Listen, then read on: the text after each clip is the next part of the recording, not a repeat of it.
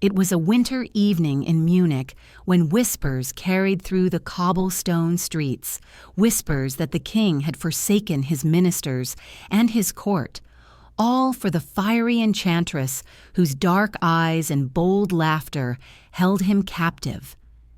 Crowds gathered near the royal residence, their breath visible in the icy air, their voices rising in anger against a woman who seemed to bend the fate of Bavaria with a single gesture. The lamps of the city glowed dimly against the night, and behind them, in chambers heavy with velvet drapes and the faint perfume of roses, Lola Montez, dancer, courtesan, and storm of Europe, moved restlessly, unafraid of the fury beyond the walls. Greetings, my friends, wherever you are, in the stillness of night or the gentle drift of morning, I welcome you to this journey. Tell me, if you wish, in the comments below, when and where you listen, so that this memory of Lola may join your own place and hour, and let us weave together a circle of remembrance across the world. And if you find solace in these stories of forgotten lives, I invite you to subscribe so that the echoes of history may continue to find their way to you. The child who would one day scandalize Europe began her life far from the great cities that would later whisper her name. She was born Eliza Rosanna Gilbert in the town of Grange in County Sligo, Ireland, in the year 1821. The air of Ireland, damp and restless with rain, carried with it both song and sorrow, and perhaps these mingled strains seeped into her earliest breath. Her father, a soldier in the British Army, soon carried his wife and infant daughter across oceans, bound for India, where the white sun beat mercilessly on the land, and the scent of spice and dust entered the blood of those who lingered there too long.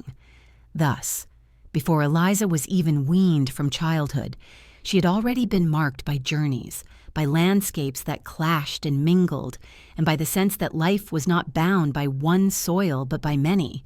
In India, the air was heavy, filled with the cry of birds, unknown to Irish skies, with the call of strange music echoing from distant temples. Yet India was no refuge. Her father died young, a fever carrying him away before his daughter could fully remember the sound of his voice. Her mother, left vulnerable in a foreign land, sought survival in swift remarriage, and soon Eliza found herself in the care of guardians who would shape her restless nature, less with affection than with expectation. Sent to England for her schooling, she was placed in institutions that valued discipline above tenderness. Teachers and matrons soon discovered the unruly spirit within her, a spirit that did not bend easily to rules or to the narrow path carved for young women of the time. She grew into beauty early, a beauty that unsettled rather than soothed, hair dark as raven feathers, eyes that seemed to smolder even in youth, and a carriage that suggested defiance. These were traits that drew both admiration and rebuke. Yet beauty in a girl of limited means was a dangerous possession, for it invited attention without providing safety. Suitors came, and so too did scandal. At 16, against the warnings of her family, she eloped with Lieutenant Thomas James, a soldier stationed in India. It was a marriage born less of love than of urgency, an escape from guardianship rather than a step toward stability. But marriage did not tame her. The Indian climate weighed heavily, and the union, fragile from the beginning, quickly unraveled. She left her husband an act nearly unthinkable for a woman of her station and era. The whispers of impropriety followed her, marking her already as one who defied convention. Perhaps it was here, in the wreckage of her first attempt at respectability, that Eliza began to understand that she could not live within the boundaries drawn for her sex and her class. To survive, she would have to invent herself anew, not as the wife of a minor officer, but as a creature of her own design. It was in Europe, then, that she reappeared, no longer Eliza Gilbert, the Irish child of colonial soldiers, but Lola Montez, the Spanish dancer, bold and alluring, with a name that promised passion and mystery. The transformation was not only of name but of spirit, as though she had shed a skin and emerged radiant in another guise. Yet in these early days of reinvention, the old Ireland and India lingered behind her, shadows she could not erase, voices that whispered of both exile and destiny. What does it mean, one might ask, to change one's name? Is it a deception, or is it a kind of truth? The truth of what one longs to be rather than what one has been. Lola chose Spain as her mask, a land imagined by Northern Europe as the birthplace of passion, of dance, of dark-eyed women who held secrets in their gestures. To declare herself Spanish was to step into a myth already prepared for her, and she wore it with the ease of one who understood that the world preferred legend to fact. Her childhood, scattered between Ireland and India, had already taught her the instability of place, the fragility of home. She belonged everywhere and nowhere. In this absence of rootedness, she found freedom, though a freedom that would bring her both triumph and tragedy. She could wander from city to city, inventing herself anew, but she could never return to the innocence of belonging. Perhaps that is why her eyes, even in portraits where she poses as a dancer with flowers in her hair, seem always to hold a trace of melancholy, a glance turned inward to a childhood fragmented and unreconciled. And so, from the reign of Ireland to the sun of India, from the discipline of English schools to the broken bonds of early marriage, we trace the beginnings of a woman who would come to embody scandal. Her childhood was not marked by the safety of hearth and kin, but by loss, exile, and restless motion. From these roots grew the storm that would one day sweep across Europe, enchanting kings and enraging crowds. The child who wandered between continents was already preparing unknowingly for a life without borders, a life where reinvention was both salvation and curse. Outside her schoolroom window in those early days in England, she must have sometimes watched the light fade into gray and wondered what lay beyond the horizon. Did she sense, even then, that the world would one day speak her name in awe and condemnation? Or was she simply a restless girl, bored with the constraints of her guardians, yearning for the warmth of the Indian sun, the freedom of open roads?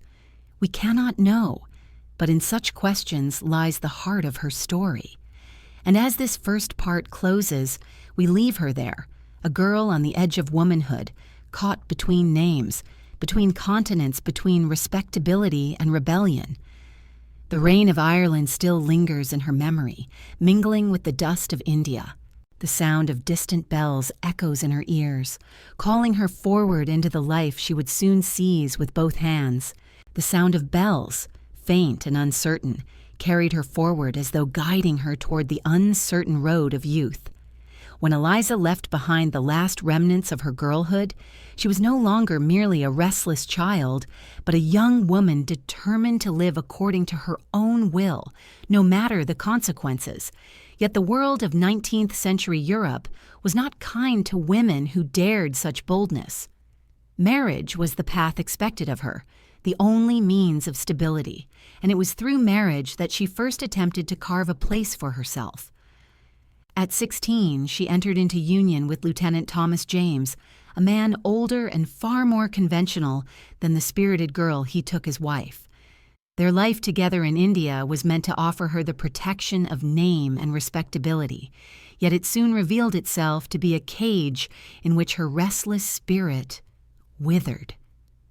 India, with its vast skies and unrelenting heat, weighed heavily upon her. The noise of bazaars, the scent of spices, the dust that clung to every surface, all were too vivid to allow peace. Within this landscape, her marriage quickly soured. James was a soldier, bound by duty and propriety, while Eliza was a creature of fire, drawn to expression rather than silence. In her heart, she must have known that she could not endure a life of obedience to a husband she neither loved nor respected. To leave a husband was scandal enough. To leave him in a foreign land, among whispers of impropriety, was to court ruin. But Eliza was never one to weigh consequence above desire. She abandoned him, marking the first of many breaks that would define her life. The act itself was not without courage, for in leaving him she risked disgrace and destitution. Yet in that moment a pattern was established, a rhythm of restlessness that would carry her from one continent to another, from one lover to the next. Her marriage was annulled in law but not in memory, for its echo followed her long after. She bore with her the brand of scandal, a mark invisible but heavy, and it clung to her as surely as her dark hair and flashing eyes. When she returned to Europe, she faced the harsh gaze of society. Respectable circles closed their doors, and whispers followed her at every turn. But where others might have sought to repair their reputation, Eliza chose reinvention. She transformed herself into Lola Montez, a Spanish dancer whose fiery performances promised mystery and allure. Spain, to the imagination of Europe, was the land of passion, of dark eyes and dangerous women, and by claiming this identity, she stepped into a role already saturated with expectation. To call herself Irish would have been to invite pity or scorn. To declare herself Spanish was to become legend before she had even stepped onto the stage. Her first appearances in London were met with curiosity more than acclaim. She was beautiful, yes, and bold, yet her dancing lacked the polish of true mastery. The critics sniffed at her technique, and audiences murmured that she was no more Spanish than themselves. Still, there was something magnetic about her presence, a force that transcended the precision of steps. She danced not as a trained performer, but as a woman revealing her own defiance, her refusal to be confined. The very audacity of her act, an Irish girl parading as a Spanish enchantress, was part of the allure. It was a deception, perhaps, but it was also a declaration that she would not be bound by truth as others defined it. Scandal clung to her here as well. In Paris, she sought the favor of artists and intellectuals, attaching herself to men of influence. Alexandre Dumas, the novelist, counted her among his acquaintances. Franz Liszt, the pianist, was said to have been enchanted for a time by her dark charm. She drifted through salons and theaters, leaving both fascination and disapproval in her wake. And always there was the murmur, was she truly a dancer or merely a courtesan, using the stage as veil for her intrigues? One of her most daring inventions was the spider dance, a performance in which she feigned the sudden entanglement of a spider upon her body, shaking and twisting in movements that skirted the edge of impropriety. Audiences gasped, some in delight, others in outrage. Was it art, or was it provocation? The question itself was the point, for Lola understood that ambiguity was her greatest weapon. By stirring uncertainty, she held power over both admirers and detractors. And yet, behind the daring mask, one may glimpse the remnants of the girl from Ireland, the one who had wandered between continents, abandoned, restless, searching. Was the spider dance merely a scandalous display, or was it also the embodiment of her inner struggle, the sensation of something clinging, threatening, a weight she could not shake from her spirit? The dance, exaggerated and theatrical, may have been closer to confession than critics ever realized, but society was rarely forgiving. While some hailed her as exotic and entrancing, others mocked her, exposing her Irish birth and calling her a fraud. The sting of ridicule followed her wherever she went, yet she never relented, never admitted defeat. Each sneer, each hiss from the audience seemed to feed her resolve. Perhaps she understood that scandal was not an obstacle, but a currency, one that could be spent again and again, so long as she remained unafraid of its cost. This period of her life, Her first reinvention as Lola Montez was both fragile and formative. She was not yet the woman who would topple a king, not yet the storm that would sweep Bavaria into chaos. She was rather a traveler between selves, a woman learning the art of transformation. Her failures on stage, her whispers of deceit, her brief entanglements with great men, all were lessons in the power of image. She discovered that truth mattered little if the illusion was compelling enough, and that illusion, once believed, could shape the fate of nations. One might pause and wonder, did she ever tire of the masquerade? Did she ever, in the stillness of night, long to be once more the child of Ireland or the young bride in India before scandal and reinvention had claimed her? Or was she, even then, so enamored with the fire of her own creation that she could never look back? We cannot know, for Lola left behind few confessions, and those she did were often colored by the same audacity that marked her performances. And so, as we close this chapter of her life, we see her poised on the threshold of greater storms. She has shed Eliza, embraced Lola, and taken her first bold steps upon the stage of Europe. Yet the bells of her past still echo faintly, calling her forward toward Munich, toward a king, and toward the scandal that would define her legend. The sound of applause fades, mingled with the hiss of critics, and in the silence that follows, a door opens, not to triumph, but to the shadowed corridors of power where love and ruin wait hand in hand. The fading applause lingered in the dim air of theaters, mingled with the whispers of critics who questioned her origins, and beyond those echoes lay the corridors of power into which Lola Montez would soon step. Every hiss, every murmur of fraudulence seemed only to sharpen her defiance, as though she had discovered that the tension between scandal and fascination was the stage upon which she was truly destined to perform. It was in these restless years that her path carried her toward Munich, though she did not yet know the shape her legend would take there.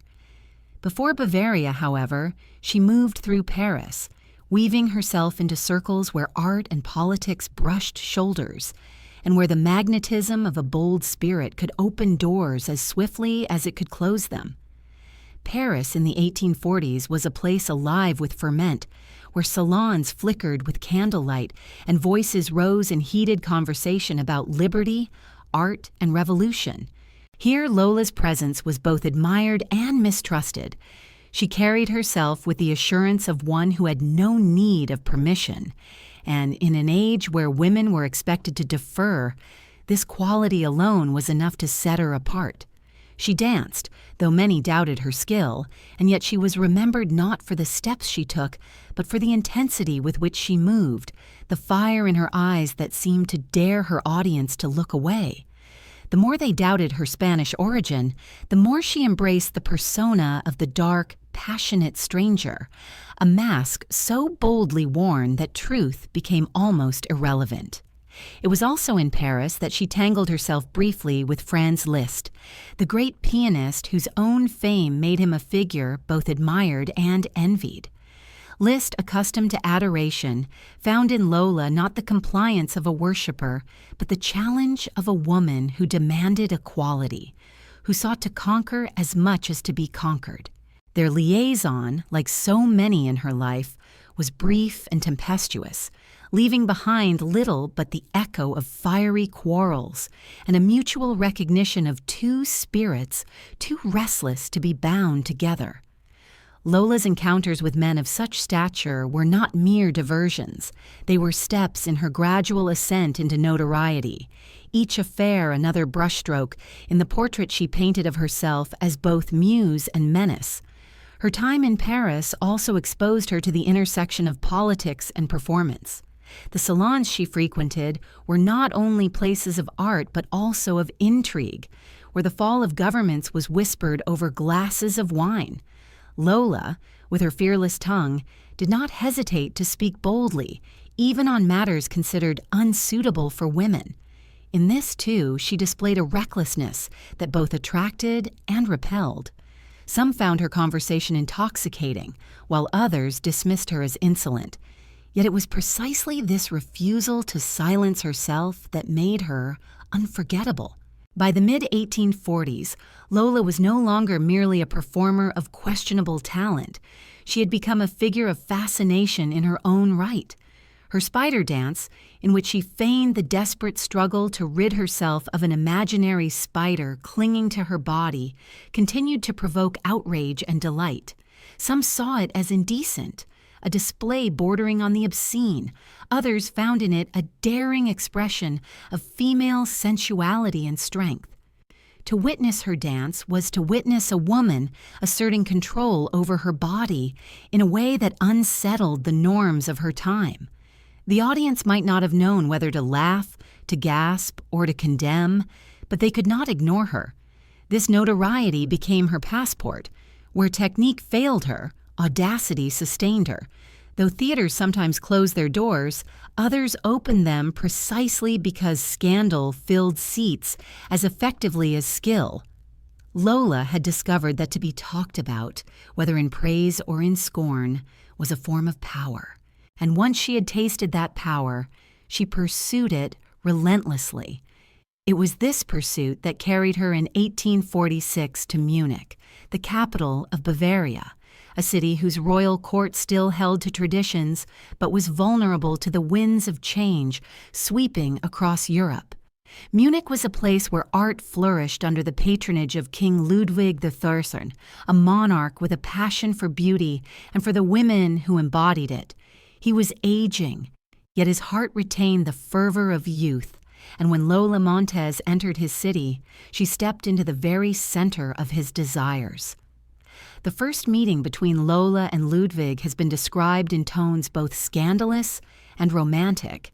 She appeared before him, some say, with a boldness that shocked the courtiers. When questioned about her identity, she did not waver. Her beauty, her dark hair, and her fearless bearing captivated the king, who had long been susceptible to charms of the flesh. Ludwig, already known for his collection of portraits of beautiful women, saw in Lola not merely another beauty to be captured in paint, but a living embodiment of passion. To him, she was no fraud, but a revelation, and he welcomed her into his life with a devotion that astonished his ministers and enraged his people. In Lola's ascent to the king's favor, one sees the culmination of all that her earlier years had taught her: the necessity of reinvention, the power of scandal, and the boldness of a spirit that would not be subdued. From the rain-soaked fields of Ireland to the sun-baked streets of India, from the disapproving salons of London to the scandalous stages of Paris, every step had prepared her for this moment. She was no longer merely a performer seeking attention. She had become the consort of a king, wielding influence not through title, but through the force of her presence. Yet even in triumph, there lingered a question. Did she love Ludwig, or did she see in him merely another stage upon which to perform the drama of her life? Was he her partner, or her audience? The truth is obscured, as so much of her life is, by the haze of rumor and the distortion of time. But perhaps the answer matters less than the reality that, in Ludwig's infatuation, she gained the power to shape not only her own fate, but that of a kingdom. As this chapter of her story closes, we leave her standing at the threshold of the Bavarian court, her eyes alight with the knowledge that she has captured the heart of a king. Outside the palace walls, the people of Munich murmur in suspicion, sensing that the arrival of this foreign woman will bring with it a storm. Inside, velvet curtains sway in the draught, candle flames tremble, and somewhere in the shadowed corridors of the residence, footsteps echo faintly, heralding both passion and peril. The candle flames trembled in those palace corridors, as though the air itself sensed the disturbance that Lola Montez brought wherever she went. And it was through her dancing that this disturbance most vividly revealed itself. For Lola was never merely a mistress in shadow, nor a court favorite whose role was confined to whispered chambers. She insisted upon making herself visible, upon being both spectacle and force, and her dance, most especially her infamous spider dance, became the outward sign of her defiance. It was in these movements, daring and unsettling, that she provoked a continent to ask whether art could be disentangled from scandal, or whether scandal itself might become art. The spider dance was no ordinary performance. Lola would step upon the stage with the assurance of one who understood that every eye was fixed upon her. She would move as though suddenly startled, her hands brushing against her skirts, her body twisting in quick shudders, her expression one of fear mingled with desire. She feigned the sensation of a spider crawling upon her, invisible to the audience but made real through her trembling gestures, her desperate attempts to shake it away. The dance would rise into frenzy, her limbs twisting, her garments fluttering in ways that revealed more of her body than convention permitted. Some gasped in horror, others in delight. And as the final movement came, with the triumphant gesture of casting the creature away, the audience was left in that uncertain realm where fascination and unease are indistinguishable. What was the meaning of this performance? Some dismissed it as vulgarity, a shameless display designed to titillate rather than to elevate. Others sensed in it something deeper, a parable of entanglement, the struggle against unseen burdens, the inexorable link between fear and desire. Perhaps it was both, for Lola herself was both scandal and symbol, both performer and confessor. In the spider dance, one could glimpse not only the provocation of a courtesan, but also the restless spirit of a woman who could never free herself from the invisible threads of her past. In Munich, where she now resided under the protection of Ludwig, the dance took on even greater resonance. For the king, enchanted by her fire, saw in it not indecency, but vitality. He applauded her courage to defy convention, even as his ministers muttered in disapproval. For the people of Bavaria, however, the sight of their monarch's mistress parading in such scandalous fashion was intolerable. The spider dance, already notorious elsewhere, became a symbol of foreign corruption, of the king's weakness, of a court undone by passion. The more Ludwig embraced her, the more his people turned against him, and the dance, with its blend of allure and outrage, became the perfect emblem of the divide she created. There is, in reflecting upon this moment, a strange irony. For centuries, dancers had been seen as both admired and marginalized, their art celebrated, yet their virtue doubted. Lola, who was neither Spanish by birth nor truly a master of dance, seized upon this ambiguity and made it her strength.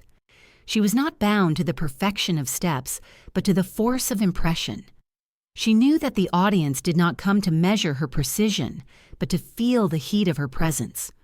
Was she, then, deceiving them? Or was she offering a truer performance, one in which the mask of artifice was dropped and only raw will remained? The spider dance was more than entertainment. It was declaration. In those trembling gestures, she proclaimed her refusal to be bound, her rejection of propriety, her embrace of scandal as a form of power. She did not ask to be accepted. She demanded to be remembered. And in this she succeeded, for the image of her shaking away an unseen spider has endured long after the precise steps of other dancers have faded into oblivion. Within the palace, Ludwig's infatuation grew as her notoriety spread. He saw in Lola a muse, a source of vitality that rekindled his fading vigor. She inspired him not only in private, but in public, urging him to defy the counsel of his ministers, to grant her titles and privileges that outraged the nobility. Her palace was built, her influence formalized, and all the while, her dance echoed in the minds of those who both admired and despised her. To them she was the spider itself, clinging to the body of their king, draining his strength, entwining him in her web. And yet, beyond the outrage and the admiration, one must wonder what Lola herself felt in these performances. Did she see them as weapons, as strategies in her quest for survival and prominence? Or did they, in some secret way, express her own inner turmoil, the constant sensation of being ensnared by circumstance, of struggling to free herself from invisible bonds? The truth is elusive, for Lola was a master of masks, revealing and concealing in equal measure. But perhaps it is in this very ambiguity that her power resided, the power to embody both liberation and entrapment, both desire and dread.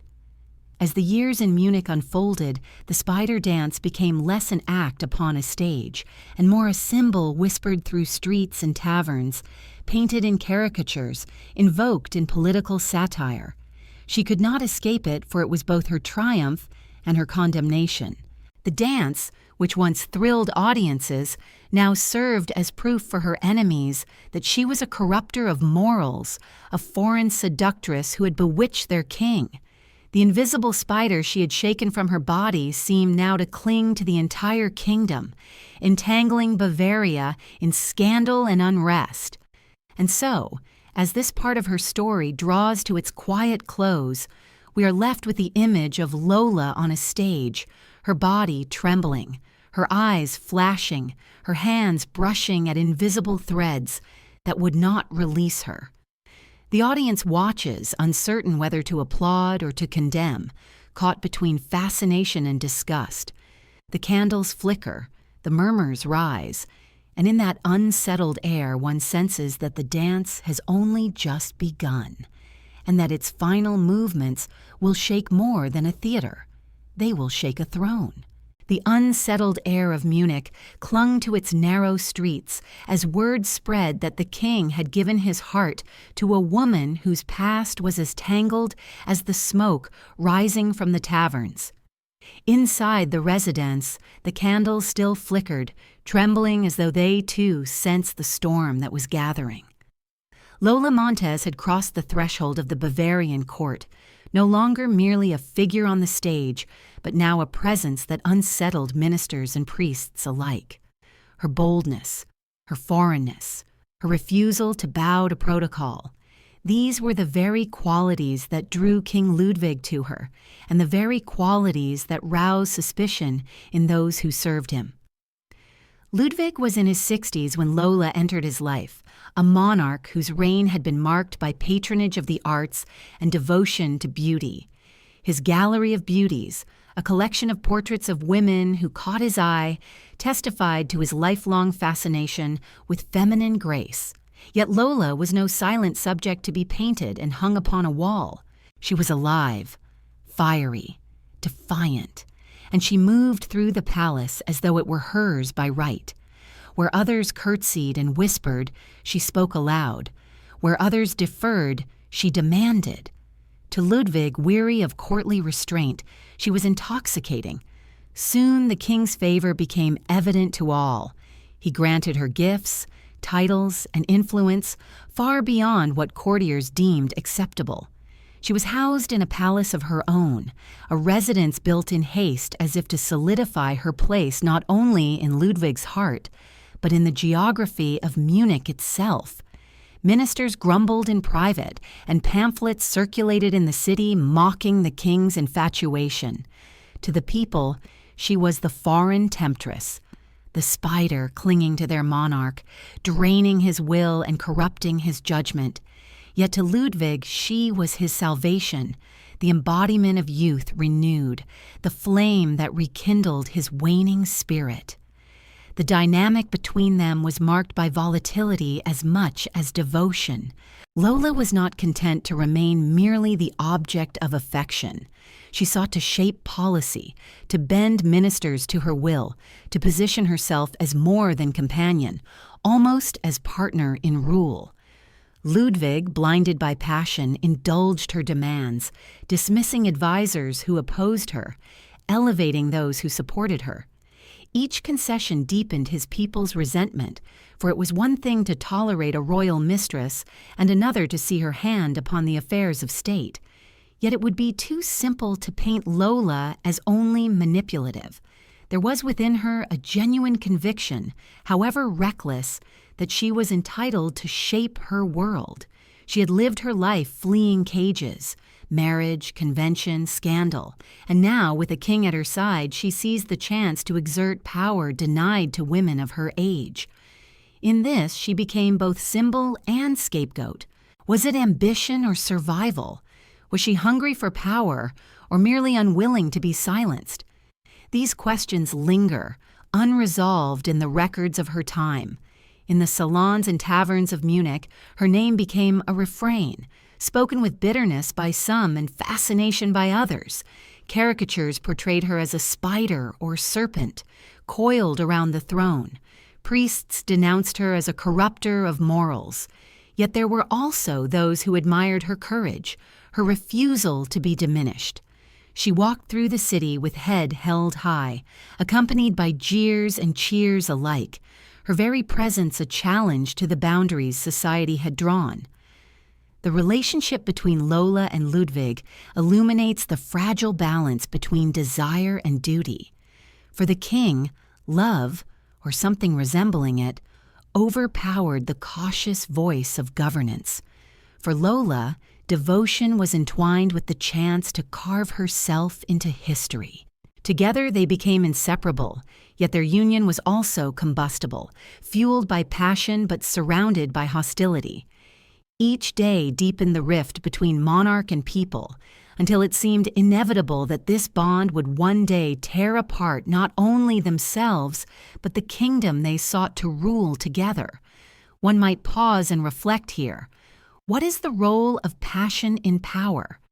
Can a ruler afford the luxury of love when the throne itself trembles under its weight? Or is it in such moments that the true nature of humanity reveals itself, when the heart dares to defy the crown? In Ludwig's infatuation with Lola Montez, we see both the vulnerability of kings and the daring of women who refuse to be contained. As the months in Munich passed, Lola's influence became ever more visible, her hand reaching into the corridors of authority, her shadow falling across the decisions of state. Outside the palace, the murmurs grew louder until they threatened to swell into shouts. And within the flickering chambers of the residence, where the candles still trembled, Ludwig clung to her with the desperation of a man who feared losing not only his mistress, but the very fire that kept him alive. We leave them here, caught between devotion and danger, as the city beyond their walls grows restless. The sound of the crowd drifts faintly into the palace, not yet a roar, but a murmur rising like distant thunder, heralding the storm to come. The murmur of distant thunder rolled ever closer, echoing through the streets of Munich as though the stones themselves carried the discontent of the people. Yet inside the palace, Ludwig Thurs clung to the woman who had become both his muse and his ruin. Lola Montez, with her fiery eyes and fearless tongue, was no longer simply his mistress. She had become a presence that shaped the daily rhythm of the court. Her influence reached into appointments and dismissals, into grants of favor and marks of disapproval, and the ministers who once guided Bavaria now found themselves displaced by her whims. Each day the air grew heavier, and the city strained beneath the weight of a monarch's devotion to a woman who refused to bend to custom. Her palace, constructed swiftly by Ludwig's command, stood as a monument to her power. Its walls gleamed with fresh stone, and within them Lola reigned with the confidence of one who had carved her place through sheer defiance. She entertained, she advised, she demanded. Those who opposed her were dismissed from court, their voices silenced by a king who would hear no word against her. To her supporters, she offered patronage and favor, a chance to rise alongside her in the shifting hierarchy of Munich. Yet her circle was thin, for suspicion followed her, and loyalty built upon scandal is a fragile bond. The ministers, men steeped in the traditions of statecraft, watched in frustration as their king yielded more and more to Lola's influence. They warned him of unrest, of the growing anger of the people, but Ludwig dismissed their cautions. He saw in Lola not danger, but salvation, the embodiment of a passion that defied the weight of his years. To him, she was proof that life still burned brightly, that the cold hand of age could be held at bay by the warmth of her presence. And so he clung to her, even as the ground beneath his throne began to crack. Lola herself reveled in this authority. She had spent her life moving between stages and salons, always dependent upon the shifting whims of audience and lover. Now, for the first time, she wielded genuine power, and she embraced it with a ferocity that startled those who expected her to remain a silent consort. She advised on matters of government, pressed Ludwig to dismiss enemies, and even sought to influence the universities, where students had long been restless under royal oversight. To some, she seemed reckless, to others courageous, but to all, she was unmistakable. She walked not in shadow, but in full view, a woman unafraid of the scorn of a nation. And yet, beneath the glitter of influence, there were signs of strain. Lola's temper was infamous, quick to flare into quarrels that echoed through palace halls. Her relationship with Ludwig was marked as much by shouting as by tenderness, their passion fueled by volatility. Ministers recorded with disbelief how she berated the king, how she struck him with words sharp as daggers, only for him to return again and again to her side, unable to resist the force of her presence. It was a union of fire and fuel, each consuming the other, neither willing to relent.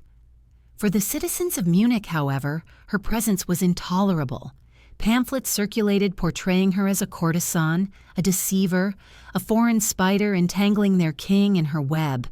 The press mocked Ludwig's devotion, lampooning his blindness, and the students, ever the barometers of political unrest, grew bolder in their protests. Lola's attempts to assert control over the university inflamed them further, and riots broke out in the streets. Stones were thrown, voices rose, and the city teetered on the edge of revolt. Still, Ludwig refused to dismiss her, declaring instead his loyalty, as though his love could shield both of them from the gathering storm. What did Lola feel in these moments? Did she recognize the fragility of her position, or did she believe that passion and will could overcome the tide of popular anger? Her life had taught her to survive by reinvention, by audacity, and perhaps she trusted those tools to sustain her still. Yet one cannot help but wonder whether, in the quiet hours of night, she sensed the precariousness of her triumph, the way power built upon scandal trembles like a candle flame in the draught. In the court, she became ever more isolated. The nobility despised her, the clergy condemned her, the ministers resigned in protest. Even those who admired her courage could not defend the disruption she brought. And yet she endured, sustained by Ludwig's devotion. He wrote poems in her honor, showered her with gifts, defended her before enemies seen and unseen. His passion was genuine, his blindness complete. But passion alone cannot govern, and blindness cannot protect a throne. The thunder that had murmured distantly now broke into storms of protest across Bavaria. The year was 1847, and Europe itself was stirring, revolutions simmering in Paris, Vienna, and beyond. The anger of the people was not directed at Lola alone, but she became the symbol of all they despised: foreign influence, royal excess, disregard for the people's voice. The spider of her dance now seemed to crawl across the kingdom itself, entwining not only the king, but the future of Bavaria in its web. And so we leave this chapter with the image of Lola seated within her palace, the night pressing against the windows, the distant shouts of protest rising faintly through the streets. Ludwig stands beside her, weary yet devoted, his eyes still filled with love for the woman who has divided his kingdom. The fire between them burns fiercely, but outside the storm gathers, and the walls that shelter them tremble with the weight of what is to come. The palace walls trembled as though they too could sense the weight of voices swelling beyond them, voices that no velvet curtain or royal guard could hold back. The year had turned to 1848, the year when all of Europe seemed to awaken from slumber into fire. In Paris, Vienna, Berlin, and Milan, the cry of revolution spread like a wind carrying sparks, and Munich was not spared. Within the chambers of the residence, Lola Montez sat beside King Ludwig, her presence both his solace and his undoing, while outside the gates, students and workers gathered in restless throngs, demanding change. The anger of the people, long simmering, now broke into open protest. Pamphlets that had once whispered scandal now shouted it openly.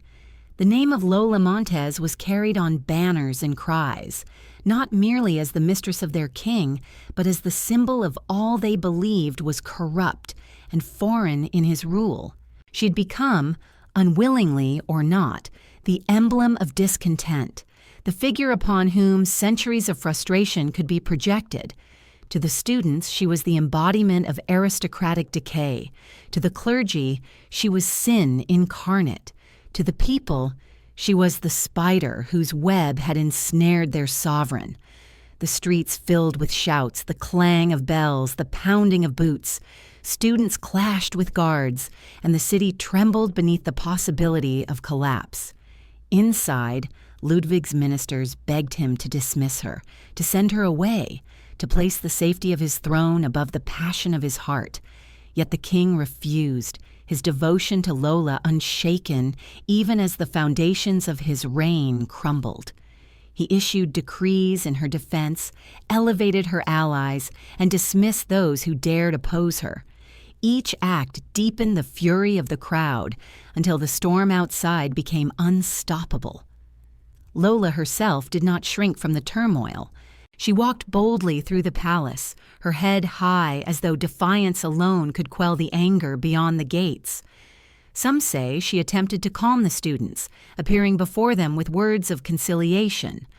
Others claim her presence only inflamed them further, her boldness interpreted as arrogance, her accent and bearing a reminder that she was not of their land.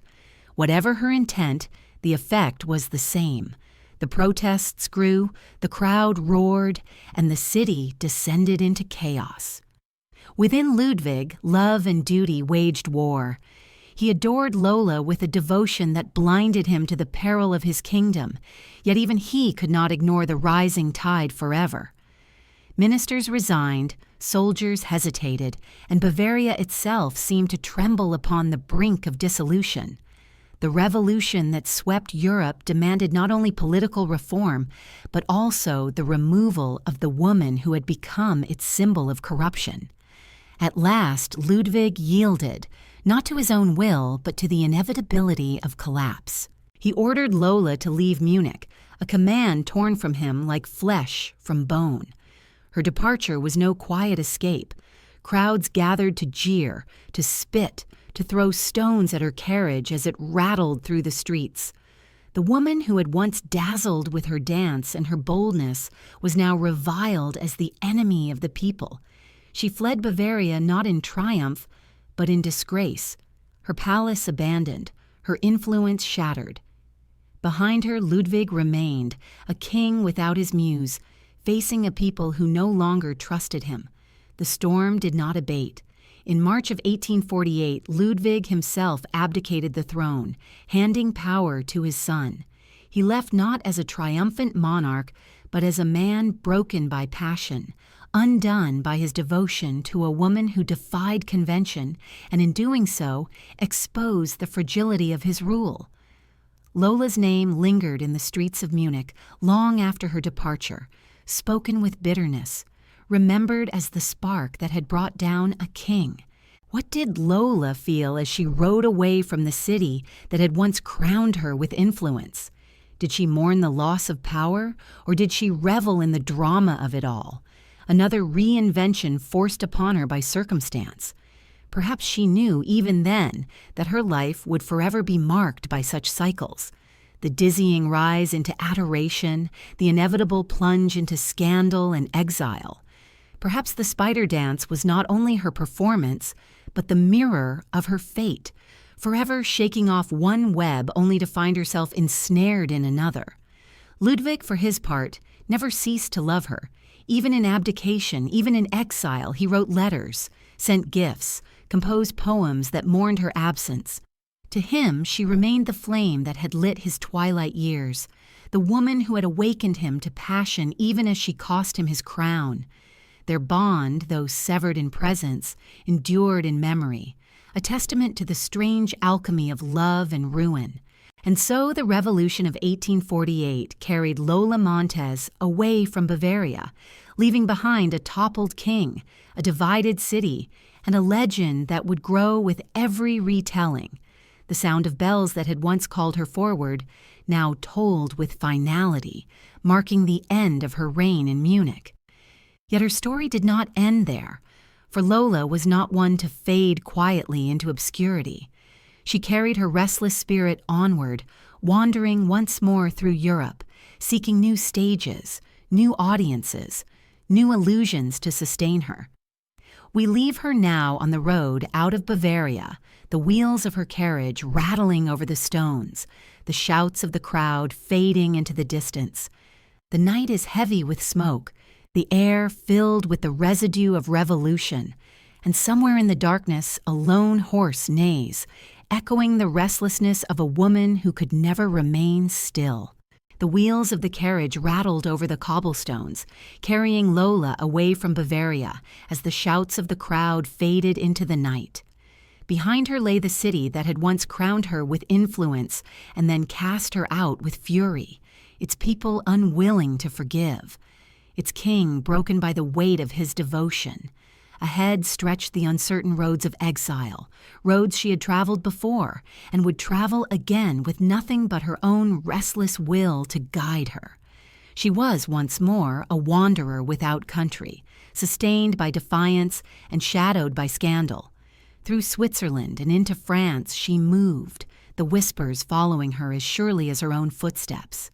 At every inn, at every posting station, there were those who recognized her, not always by sight, but by name.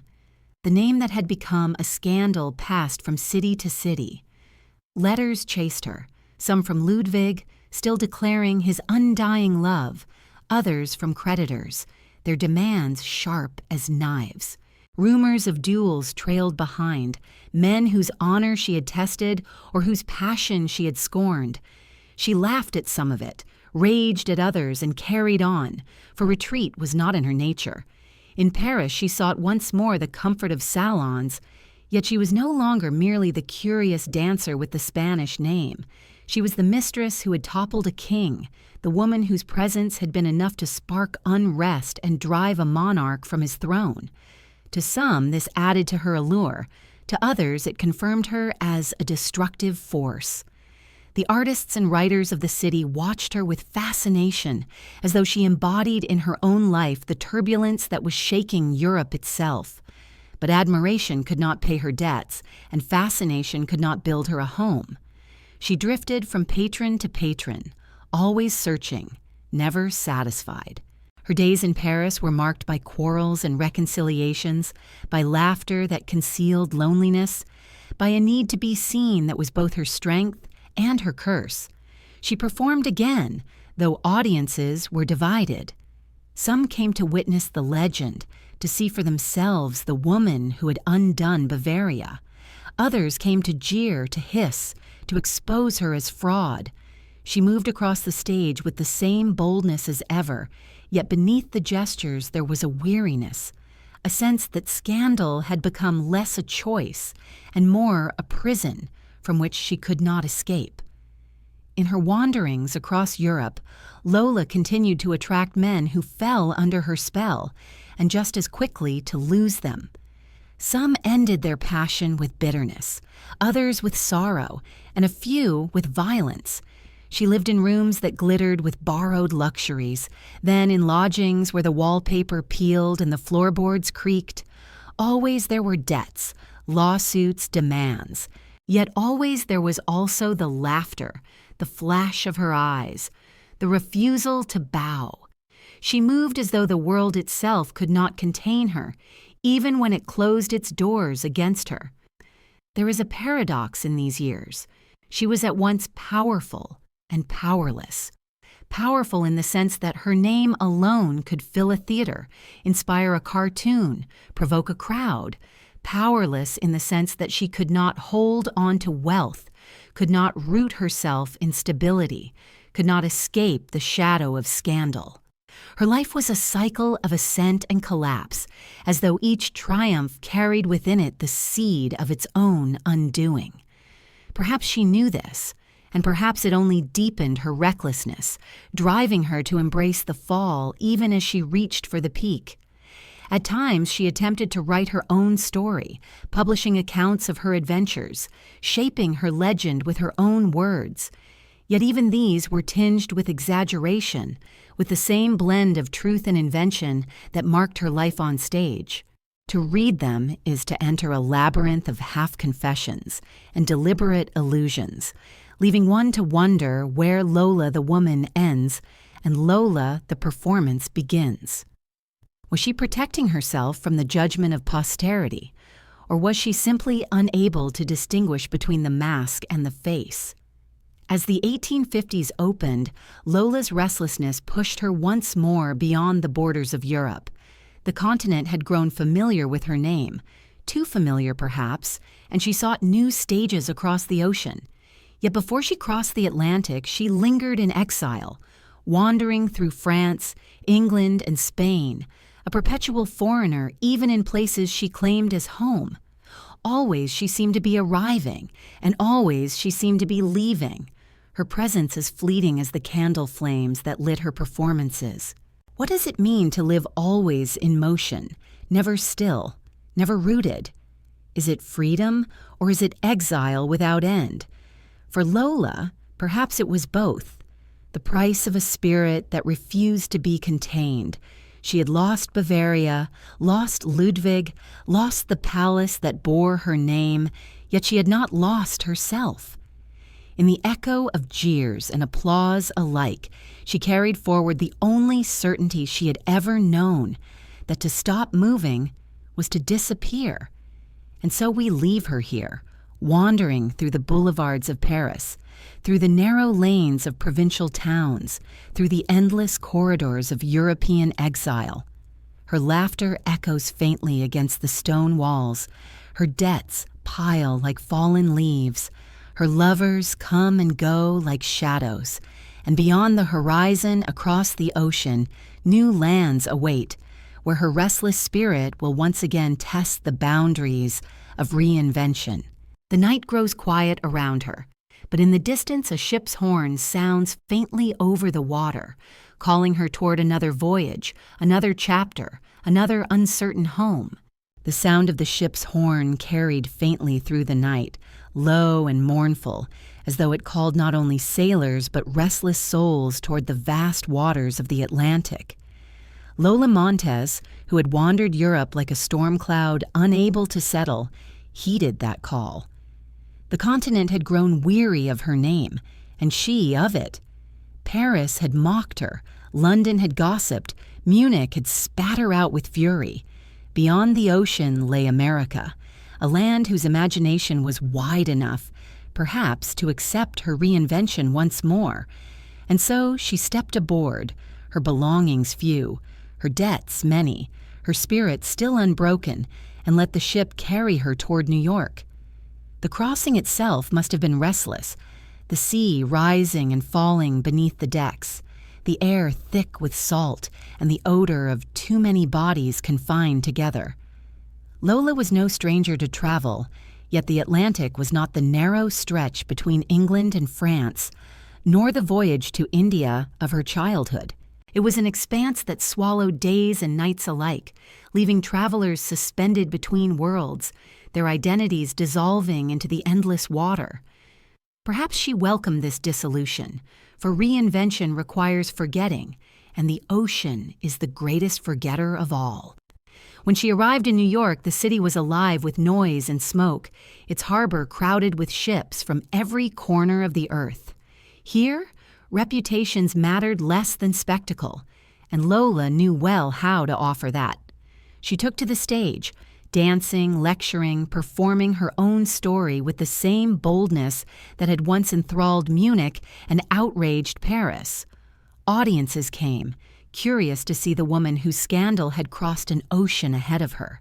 Some were entranced by her fiery movements, others disappointed by the lack of polish in her art, but all were aware that they were in the presence of a legend, even if it was a legend built upon whispers and exaggerations.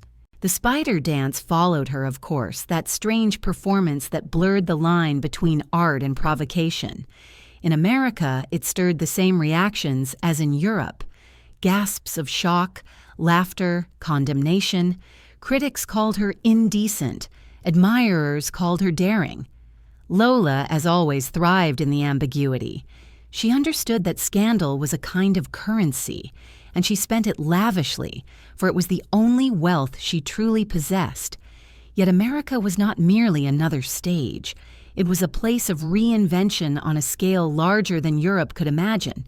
Here, miners and merchants, immigrants and wanderers all sought to remake themselves in the image of their desires. Lola, too, found herself drawn into this restless energy. She began to lecture as well as dance, speaking before audiences not only of her adventures, but also of her opinions, which were delivered with the same fire that marked her performances.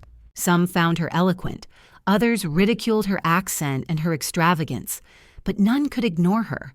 She became a curiosity, a sensation, a figure who embodied both the daring and the folly of the new world. In New York, she lived as she had lived elsewhere, lavishly when money flowed, desperately when it ran dry. Lawsuits pursued her, lovers courted and abandoned her, creditors hounded her steps.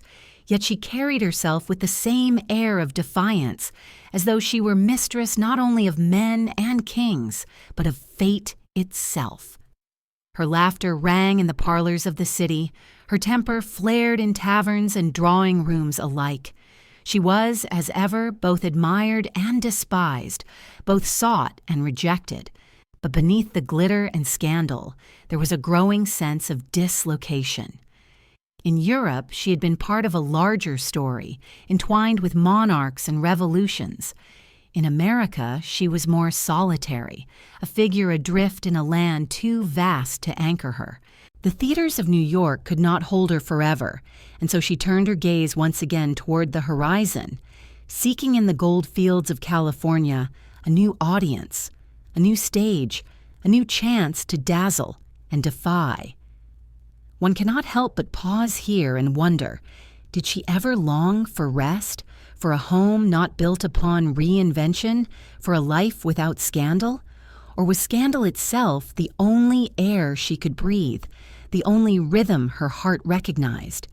To live without restraint is to live without refuge, and perhaps Lola knew this better than anyone. The applause sustained her, the whispers sustained her, even the jeers sustained her, for they reminded her that she was still seen, and to be unseen was, for her, a fate worse than death. So she gathered her few belongings once more, leaving behind the gas-lit theaters of New York, and set her course westward.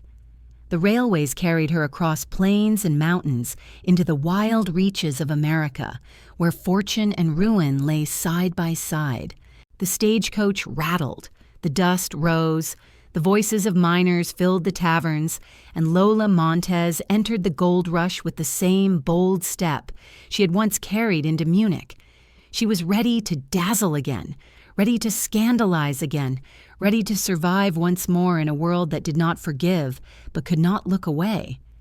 We leave her here, on the threshold of California, the scent of dust and smoke in the air, the echo of laughter and curses mingling in the saloons. Behind her lies the Atlantic, the continent she has crossed, the stages she has left in turmoil. Before her lies another land of promise and betrayal, another audience eager to see the woman who had shaken a king from his throne. The night settles over the mountains, and in the distance, The rattle of dice and the strum of guitars beckon her forward into yet another chapter of her restless life.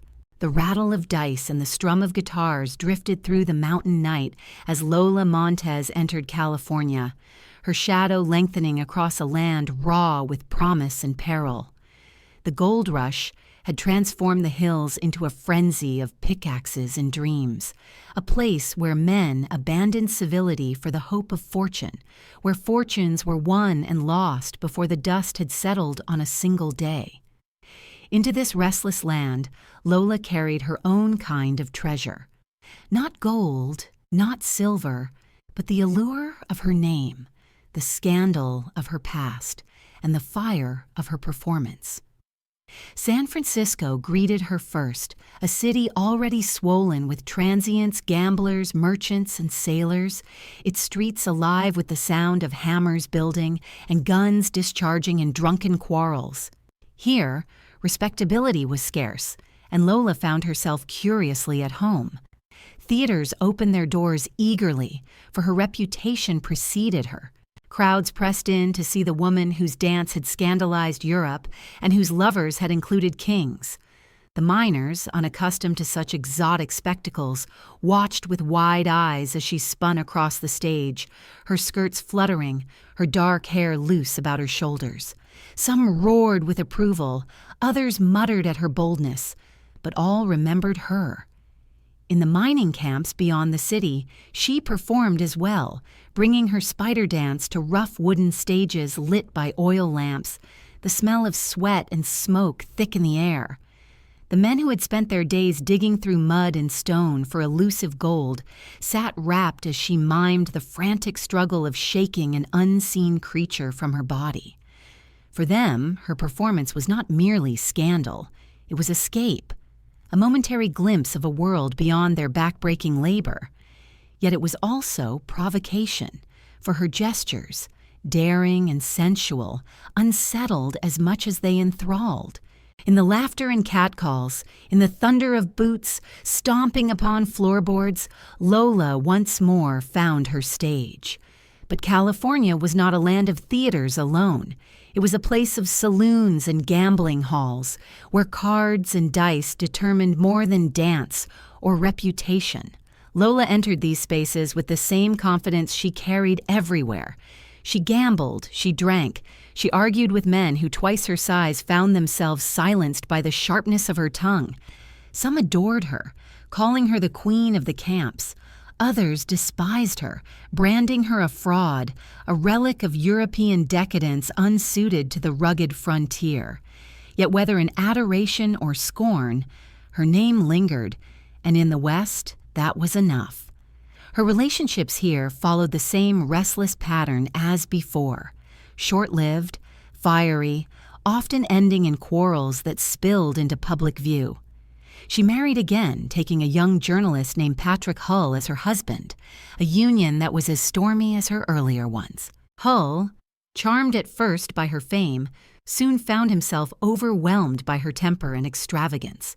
Their quarrels became the talk of the camps, their love as volatile as the fortunes of the miners who surrounded them.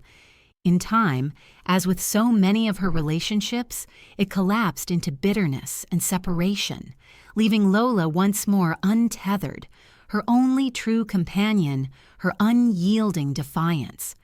And yet, in the roughness of California, there was also a strange freedom. Here, where men reinvented themselves daily, where yesterday's laborer might become tomorrow's millionaire, Lola's own perpetual reinvention seemed less out of place. She was not judged by the strict codes of European courts, but by the immediacy of her presence. If she entertained, she was welcomed. If she offended, she was driven out, but always with noise, always with spectacle. The frontier cared less for propriety than for stories, and Lola provided them in abundance. Still, the cycle of ascent and decline followed her here as it had everywhere. Debts mounted. Theaters grew weary of her temper, audiences less patient with her demands. Quarrels with managers spilled into the press, where editors delighted in printing tales of her rages and eccentricities.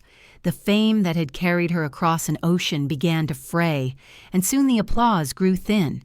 She had dazzled the miners, scandalized the towns, but the hunger of the frontier moved on quickly to new entertainments, and Lola found herself once more struggling against obscurity. It is tempting to see in these years the portrait of decline, but there is also a strange resilience. Lola had lost a king, a palace, a continent's attention. Yet here she was, in the wilds of California, still commanding rooms filled with rough men, still refusing to bow to fate. She endured jeers with the same fire as applause, for to her both were proof that she remained visible, and to be visible was to exist. Perhaps this was her truest art, not the dance itself, but the act of demanding the gaze, of holding it even when the world turned hostile. As the gold rush ebbed, so too did her prominence. Theaters closed their doors, debts tightened around her like a noose, and once more Lola prepared to move on. California, for all its noise and dust, could not hold her forever. The restlessness that had driven her across continents stirred again, urging her eastward, urging her into new roles and new disguises. She would lecture. She would write. She would continue to spin the tale of her life into yet another performance. We leave her here, standing in the doorway of a saloon in a fading mining town, the lamplight spilling across her face, the noise of drunken laughter rising behind her. The dice still rattle, the guitars still strum, but already the crowd's attention drifts elsewhere. She looks eastward where the horizon is dark and uncertain, and the wind stirs her skirts as though urging her to move, always to move, never to linger.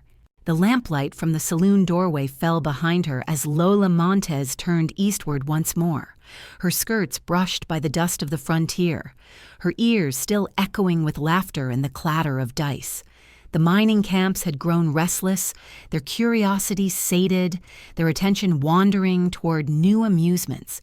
For Lola, this was no end but another turning, another reinvention demanded of her by circumstance. She left behind the guitar strings and smoke of California and moved into a new form of performance. Not only the dance of her body, but the dance of her voice. In the years that followed, she became not only a dancer, but a lecturer, stepping onto stages with no orchestra to accompany her, no costume to dazzle, only her words and the fire of her presence. She told stories of her life, stories embroidered, exaggerated, sometimes twisted beyond recognition, but always compelling. She spoke of Europe, of kings and courts, of revolutions and exiles, weaving her restless years into a narrative that enthralled audiences even when they doubted its truth. For truth mattered little. It was the spell she cast that held them, the rise and fall of her voice, the flash of her eyes, the fierce gestures of her hands. Some evenings she spoke of morality, warning against vice, presenting herself as a woman chastened by experience. Other nights she recounted her adventures with humor, portraying herself as fearless, triumphant, untamed. The contradiction was deliberate, for Lola had long understood that identity was not a fixed portrait, but a shifting mask, and the act of revealing and concealing in turn was its own performance. The audience leaned forward, caught between admiration and suspicion, unsure whether they were listening to confession or theater. Yet they returned, for she gave them not certainty, but the thrill of ambiguity. In lecture halls across the United States, Lola's voice carried into gaslit rooms, filled with men and women curious to see her not as dancer or courtesan, but as storyteller. Newspapers announced her appearances with the same mixture of intrigue and disdain that had followed her across Europe. Some praised her eloquence, her courage in speaking openly of subjects that polite society avoided. Others mocked her accent, her extravagance, her tendency to wander from recollection into tirade. But whatever was written, her name filled columns, and in that, Lola found her sustenance. She often turned her words into lessons, urging women to seek independence, to resist the chains of convention, though her own life was hardly a model of security. Perhaps she believed what she said, or perhaps she understood that America, with its restless democracy and its hunger for self-made figures, would applaud a woman who spoke of liberty even if she was herself ensnared by debts and quarrels. And her lectures, like her dances, balanced upon the line between revelation and provocation, leaving listeners unsettled, unsure whether to applaud or to recoil. These years of lecturing were not without their shadows. The energy required to sustain such performances drained her, and audiences grew fickle, as they always had. Scandals followed her still. Unpaid bills, broken contracts, quarrels with managers who found her temper unbearable. Lawsuits filled the margins of her days as creditors pursued what little she earned. Yet she endured, refusing to vanish into silence. For Lola, the stage in whatever form, dance, lecture, or rumor, was the only place where life had meaning. There is something almost confessional in these years, as though by speaking her story aloud she sought to reconcile with it, to master it by retelling. Yet the retellings were never straightforward. They twisted like smoke, one version contradicting another, each reshaped by the moment. Perhaps that was the only way she could bear the weight of her past, to transform it continually, to refuse it the solidity of a single truth. Did she believe her own inventions, or did she laugh inwardly at the credulity of her audiences? Perhaps both, for Lola's life was always lived between honesty and performance, between mask and face. In the towns where she spoke, she was often received as a curiosity, a living relic of European scandal. To the miners, she had been exotic. To the city audiences, she was a reminder that the world stretched beyond their borders, into courts and revolutions they had only read about. She carried the old world with her, not in accuracy but in atmosphere, in the scent of perfume and the sound of foreign words slipping from her lips. She embodied for them the mixture of decadence and daring that America half envied and half rejected. And yet, beneath the fire of her performances, there was a loneliness. The applause filled her nights, but the mornings left her with debts, with quarrels, with the silence of hotel rooms where no lover stayed long. She was a woman without country, without family, without anchor. The lecterns and stages were temporary shelters, and each departure left her again upon the road. Perhaps she grew accustomed to this transience, or perhaps it wore at her more deeply than she admitted. The voice that rang out so boldly in public may have trembled when the doors closed and the candles burned low. Still, she pressed onward. To stop was to vanish, and Lola Montez was not made for vanishing. She filled halls with her presence, she filled columns with her name, and she carried herself with the same defiant laughter that had once scandalized Bavaria. Her life, once danced in gestures, was now spoken in words, but the performance remained, the fire remained, the refusal to bow remained. We leave her here, in a gaslit hall in a small American city, her voice echoing as she recounts the downfall of a king, the fury of a crowd, the long road of exile. The audience shifts in their seats, uncertain whether they are hearing truth or invention, yet unwilling to look away. Outside, the night air is cool, carrying the sound of distant carriages, and within, her words linger, half confession, half spell, promising that her story is not yet finished. The echo of her words lingered in the gaslit hall long after the audience had dispersed, drifting outward into the night air where carriages rattled over uneven stones. Yet even as applause faded into memory, Lola Montez remained in motion, her spirit restless, her gaze turning once again toward the horizon where fortune and ruin danced together in equal measure.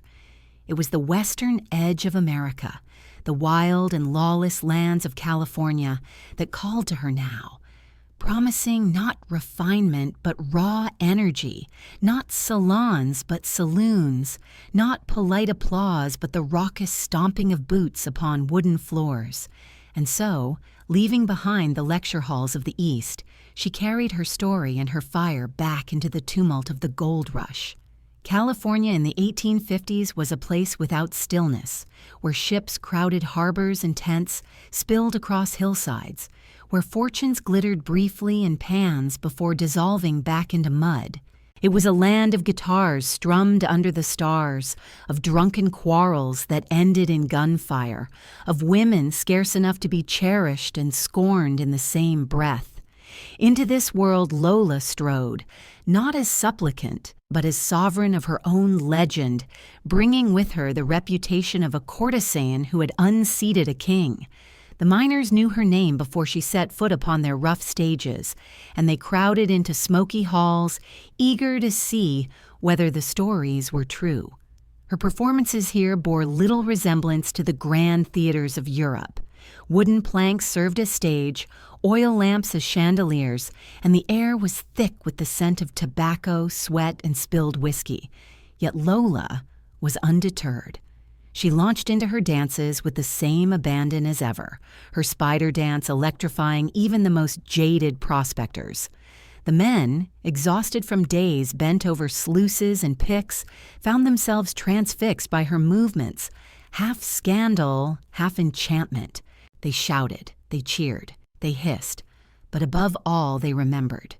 For Lola, as always, it was memory she sought, the assurance that her presence left a mark that could not be erased.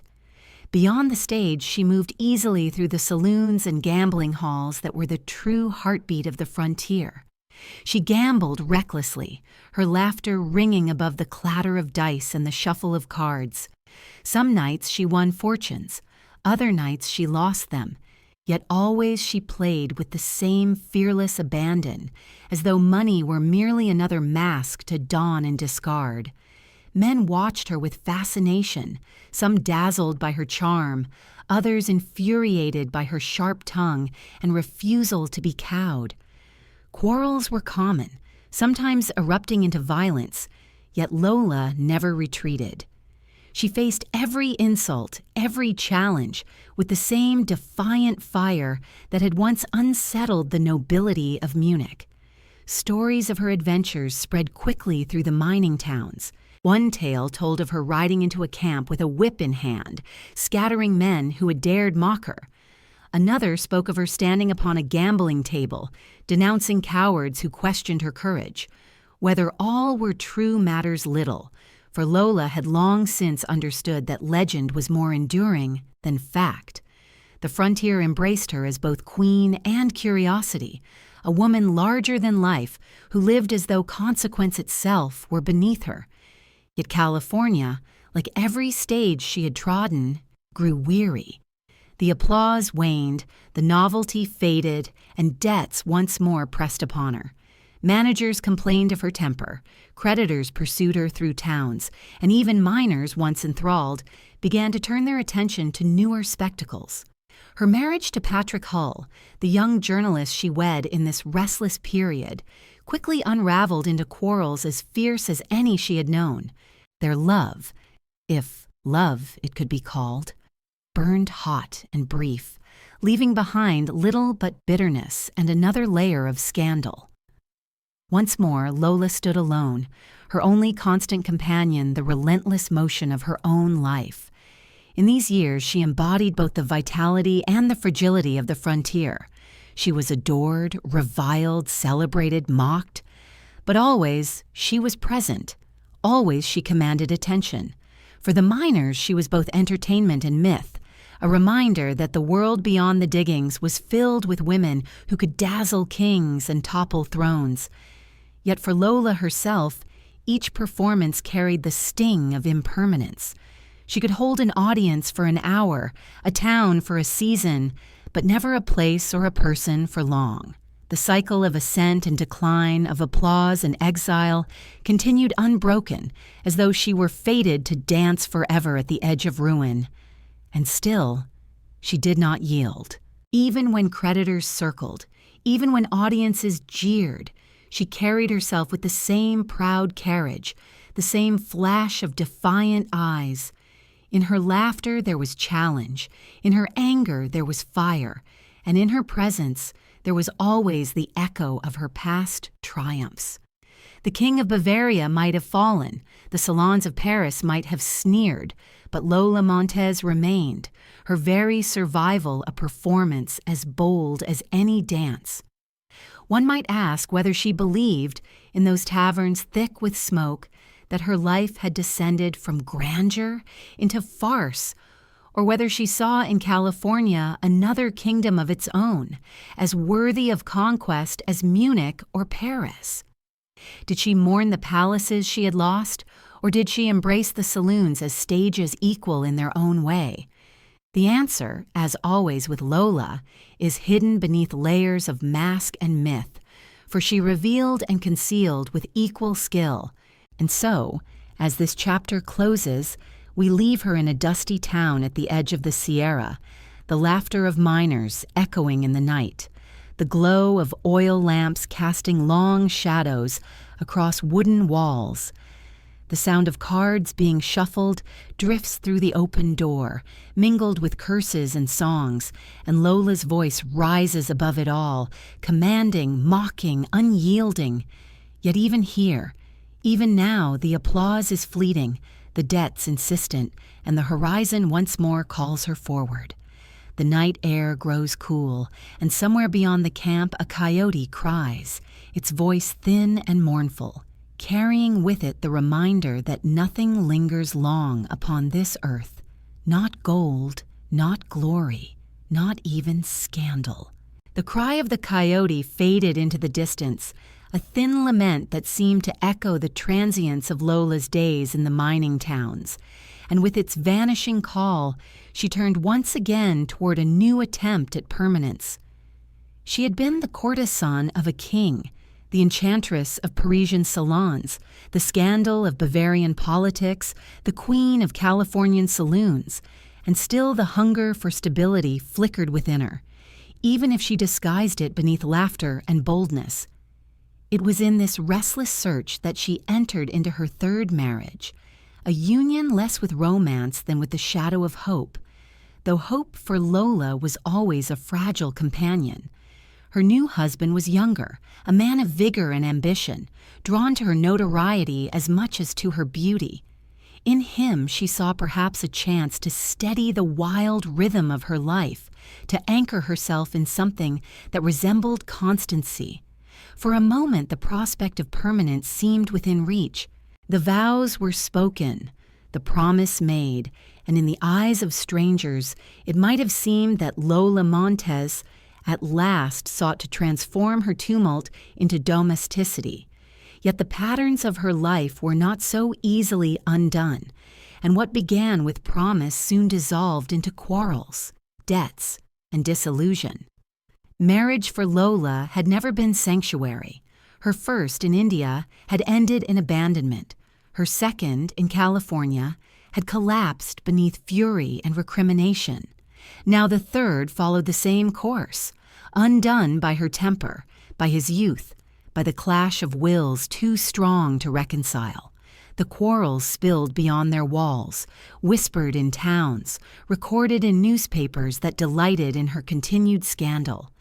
To the public, it was further proof of her restlessness, her inability to conform to the roles assigned to women of her time. To Lola, perhaps, it was simply the revelation of truth, that she was not made for permanence, that the fire within her consumed bonds as readily as it consumed applause.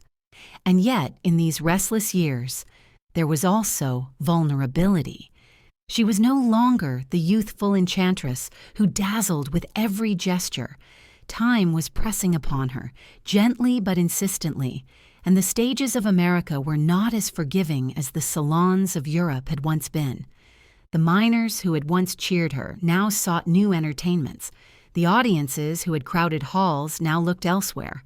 Her name still carried scandal, but scandal without novelty soon curdles into ridicule.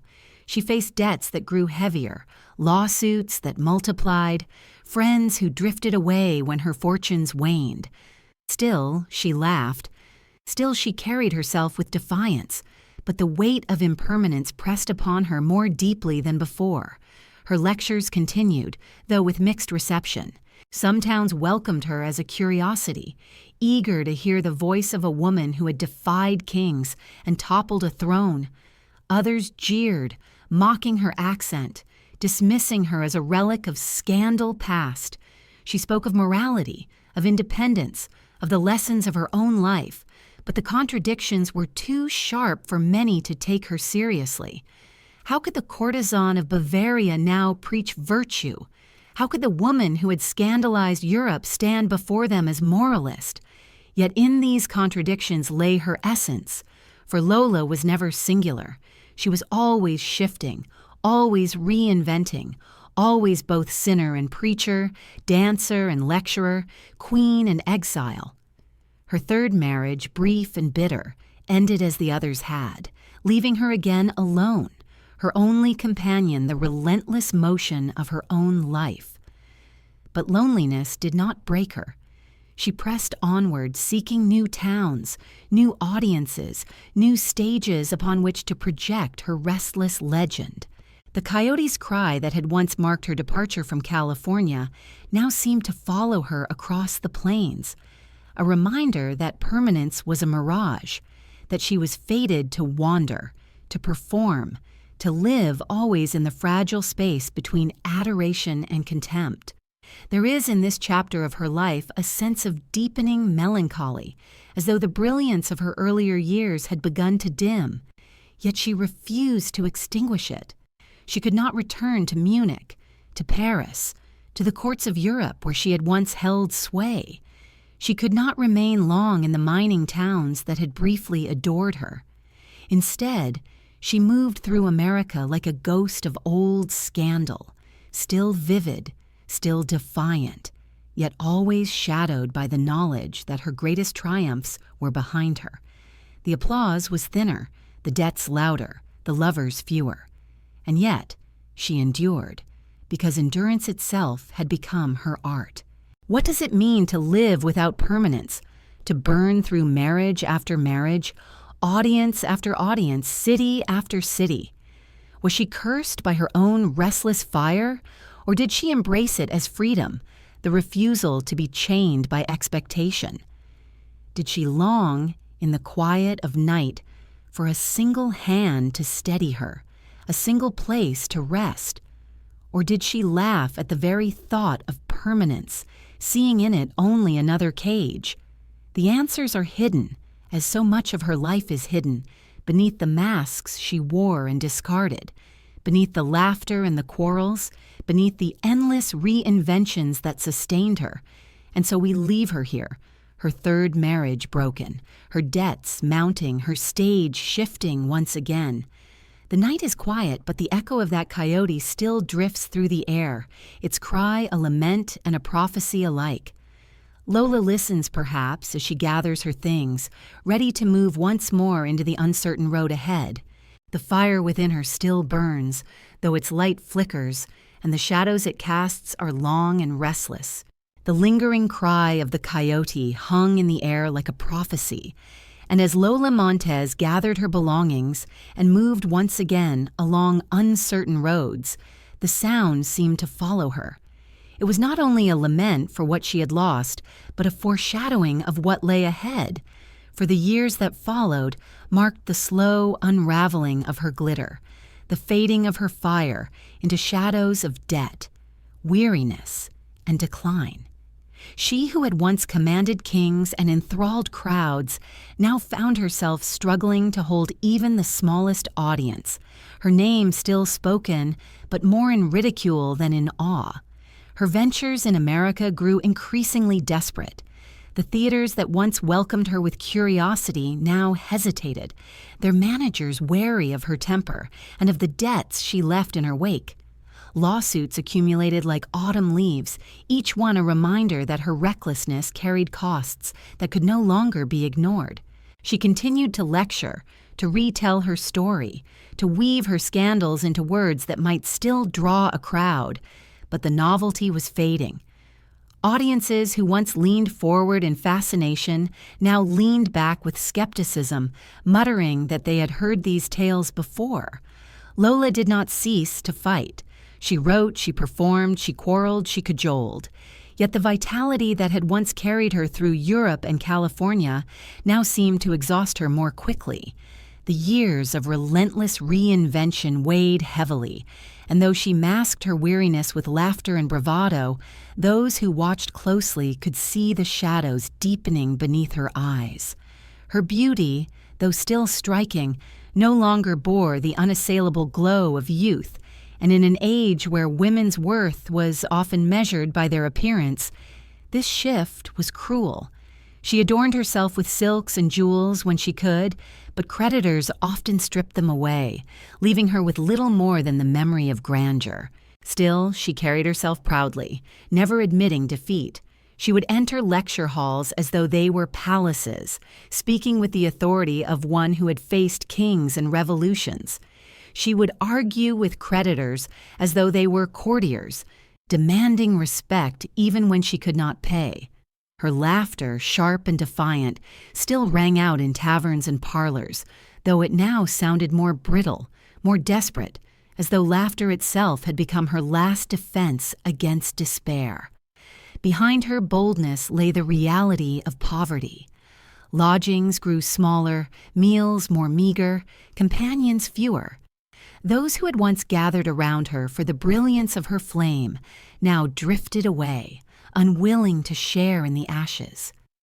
She wandered from city to city, sometimes cheered, more often mocked, yet never invisible. For Lola understood that to be unseen was to cease to exist, and so she courted even ridicule as proof that she remained. Scandal had once been her currency, now it was her last refuge. And yet, even in decline, there was a strange nobility. She refused to vanish quietly, refused to accept the obscurity that might have granted her peace. She lived loudly, even when the world wished her silent. She demanded notice, even when notice came in jeers. Perhaps this was folly, or perhaps it was courage, the courage of one who chooses to burn rather than to fade. Her attempts at stability failed again and again. Investments collapsed, lectures dwindled, relationships dissolved into quarrels. Each fresh attempt ended in loss, yet she rose each morning to try again. There is something almost heroic in this persistence, even as it reveals the futility of her struggle. For Lola Montez was not a woman who could retreat into quiet dignity. She was, to the end, a performer, and performance demands an audience, even when that audience grows cruel. As decline pressed harder, her eccentricities deepened. Some accounts speak of her storming into halls in fits of rage, others of her wandering the streets in costumes that seemed relics of another age. She courted controversy still, though now it seemed less a strategy than a habit. The only rhythm she knew. She was caught in the very web she had once danced upon the stage, shaking and struggling against threads that only tightened with each movement. It is here, in the dimming of her light, that one feels most sharply the tragedy of her life. For Lola had lived with such intensity, such defiance, that the thought of her reduced to poverty and ridicule feels almost unbearable. And yet perhaps this was always the course of her fire. A flame that burns without restraint cannot last. It consumes itself as surely as it dazzles others. Was her decline the punishment for scandal, or was it simply the natural end of a life lived without pause? The question lingers, unanswered, as her story drifts into shadows. We leave her here in these years of struggle, wandering from hall to hall, her voice still sharp, her eyes still flashing, but the rooms smaller, the applause thinner, the debts louder. The glitter has dimmed, yet the fire within her has not entirely gone out. It burns still, stubbornly, against the encroaching dark, as though she refuses even now to surrender. Outside, the streets grow quiet. The lamps flicker in the wind, and somewhere in the distance the faint toll of a church bell drifts through the night, marking not triumph, but the slow passing of time. The faint toll of the church bell drifted through the night, each strike a measured reminder of time slipping past, and it seemed to call Lola Montez into a new and unfamiliar direction. For a woman whose life had been spent in the blaze of scandal, the lure of silence, of retreat, of the church itself must have appeared almost alien. Yet decline often drives the restless into strange harbors, and as her debts mounted, her audiences thinned, and her beauty faded, Lola turned her gaze toward religion, as though in the rosary beads she might find the permanence that lovers, palaces, and applause had always denied her. She came to New York again, but not as the enchantress of theaters or the lecturer of gaslit halls. She came instead to the modest rooms of religious houses, her once lavish gowns replaced by simpler garments. Her voice, once raised in laughter or rage, now murmuring prayers. To see her thus was startling to those who remembered her spider dance, her jeweled carriage in Munich, her bold defiance in California. Yet perhaps this, too, was another reinvention, another mask donned in defiance of the ruin that threatened to consume her. In the quiet of these cloistered places, Lola sought to remake herself not as scandal, but as penitent. She prayed, she read scripture, she attended services. The rosary beads pressed into her palms as once jewels had glittered on her fingers, and she repeated the prayers with a fervor that startled those who doubted her sincerity. Was it true repentance, or was it another performance, one final attempt to command attention in a different guise? Perhaps it was both, for Lola had always blurred the line between mask and face, performance and truth, until even she might not have known the difference. Her religious turn did not erase her past.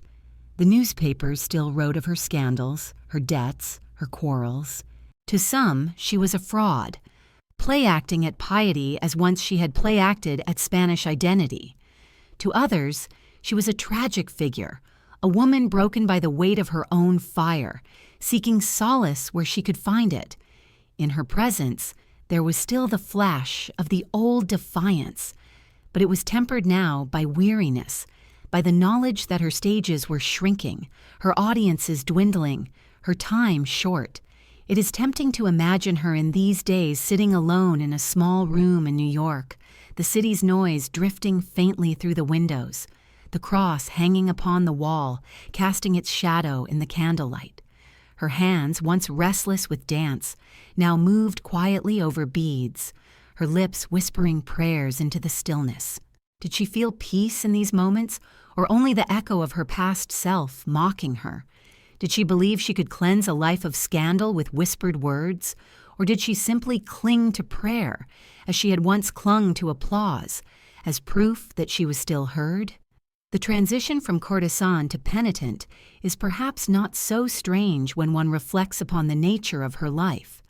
Both roles demand performance, both require the attention of others, both rely upon the rhythms of ritual, whether the ritual of the stage or the ritual of prayer. Lola may have found in religion a kind of stage where her passion could still find expression, though in a quieter, more subdued form. She'd always been a creature of intensity, and even her piety bore that mark, fervent and restless rather than serene. Yet even in this turn, poverty did not release her. She remained hounded by debts, her health weakened by years of strain, her supporters few. She lived not in palaces but in modest rooms, dependent upon the charity of others, sustained not by wealth but by will. The grandeur of her past must have lingered in her memory, a haunting contrast to the simplicity of her present. To recall velvet curtains and royal chambers while living in plain rooms with bare walls must have stung, yet perhaps it also reminded her that all masks eventually fall away. Still, she endured. Her laughter, though rarer now, had not vanished entirely. At times she would speak to visitors of her past with the same boldness as before, recounting tales of kings and revolutions, her eyes flashing with remembered fire. But in the pauses between stories, silence pressed in, and the rosary beads once more passed through her fingers. It was as though she lived in two worlds at once, the world of memory, dazzling and scandalous, and the world of present, dim and penitential. Between them stretched the gulf of time, unbridgeable yet ever present. One might wonder whether her turn to religion was a mask worn only at the end, or whether it revealed something that had always been hidden within her. Was the courtesan always a seeker? The scandal always a soul in search of absolution? Or was the penitent merely another version of the courtesan, performance clothed in humility rather than jewels? The questions linger without answer, for Lola left behind only fragments, and in those fragments one finds not certainty, but ambiguity, the same ambiguity that defined her life. And so we leave her here in New York, the great city's roar faint beyond the quiet of her room, the shadow of the cross long upon the wall, the rosary beads worn smooth by restless fingers. Her prayers rise into the silence like smoke, fragile, uncertain, perhaps unheard, yet offered nonetheless. Outside, the church bell tolls again, its sound no longer a call to grandeur, but a reminder of time's steady passage. The tolling bell faded into the air, its measured notes dissolving like ripples upon still water, and with it the body of Lola Montez began at last to surrender to the years of strain and excess it had carried. Illness crept upon her slowly, first as weariness she could not shake, then as pains that dulled her movements, until even the gestures that once commanded attention became labored shadows of themselves. The woman who had danced before kings, who had ridden through the streets of Munich in jeweled carriages, now found herself confined to rooms where the hours passed with the heavy silence of decline. In New York, where she had retreated to prayer and quietude, her health faltered visibly. The years of restless travel, of quarrels, of ceaseless reinvention had left their mark, not only upon her reputation but upon her body. She coughed. She weakened. She moved with difficulty. Visitors who had once been dazzled by her presence now remarked upon her frailty, her thinness, the tremor in her hands. And yet in her eyes there lingered the same spark, dimmed but not extinguished, as though the fire within refused to bow even as the flesh gave way. She continued her prayers, fingering the rosary beads with the same restless energy that once animated her dances.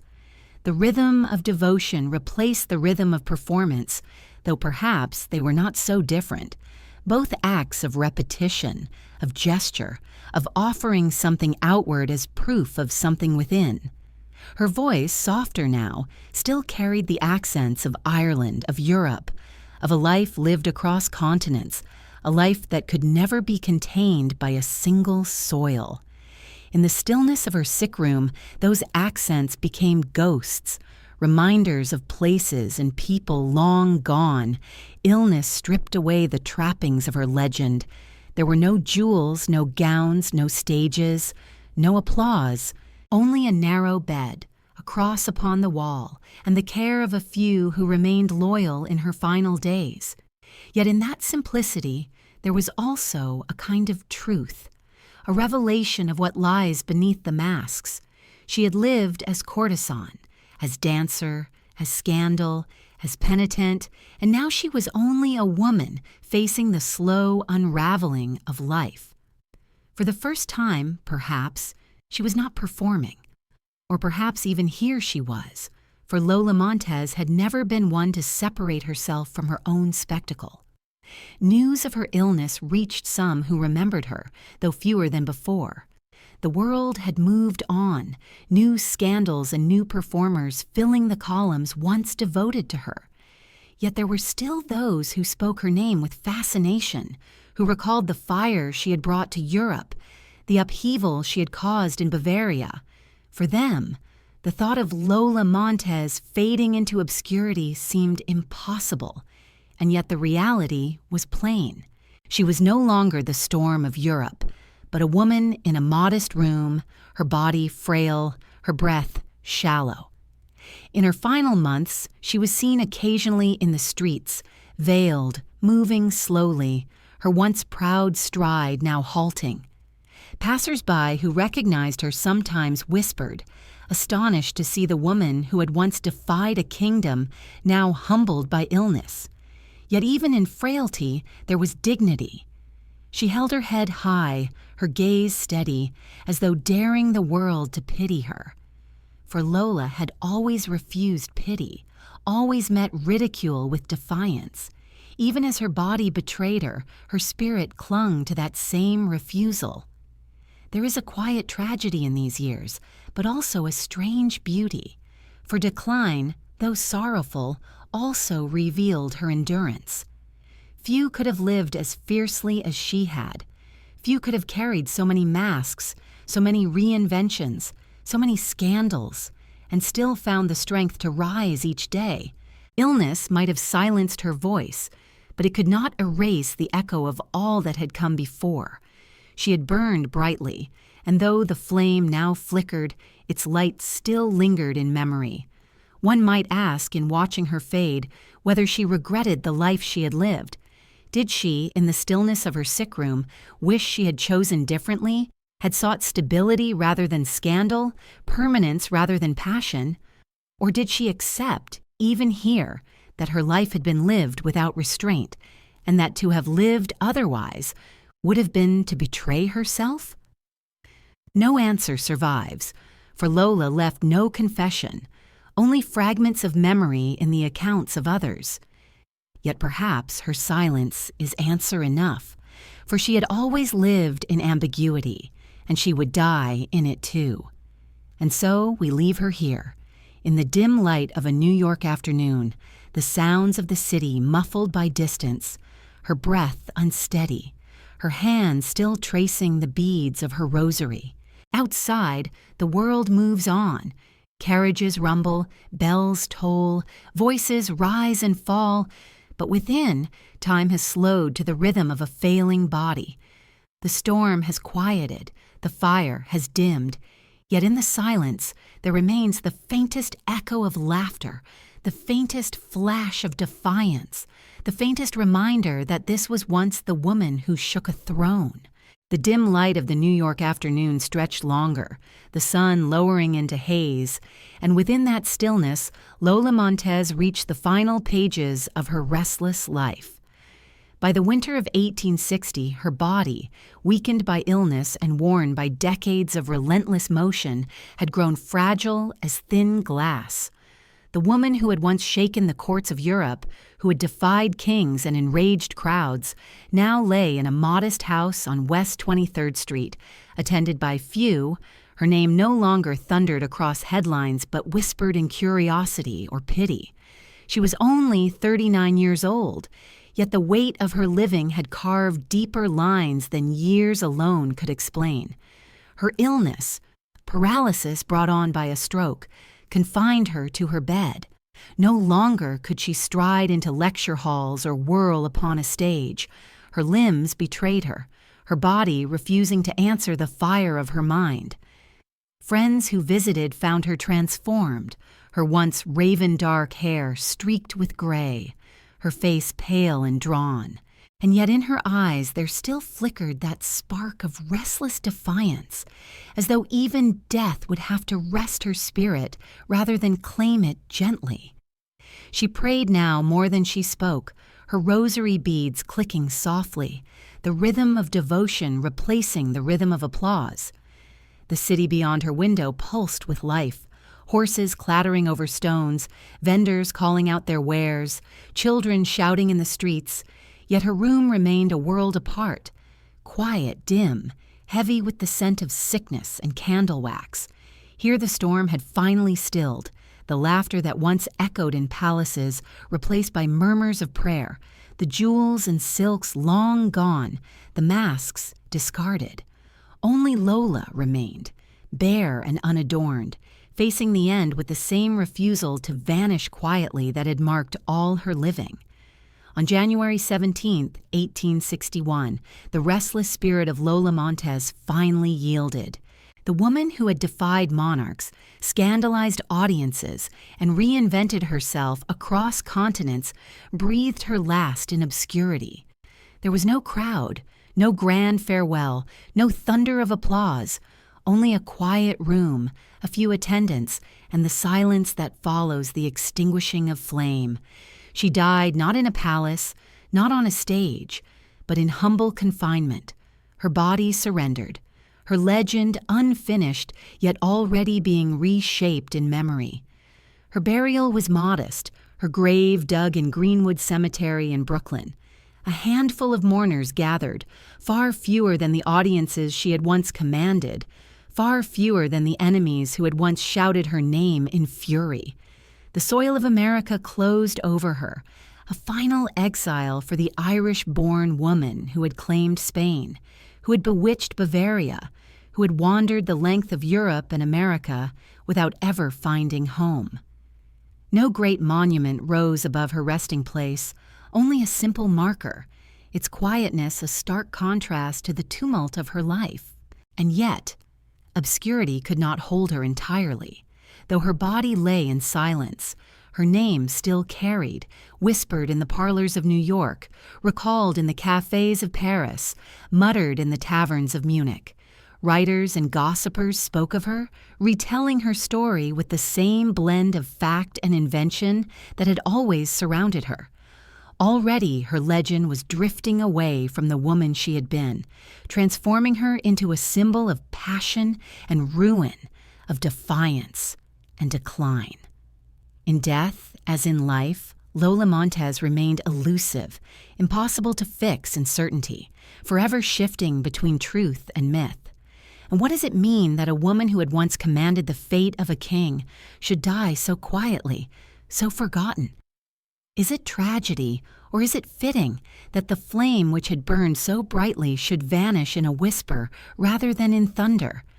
Perhaps it is both.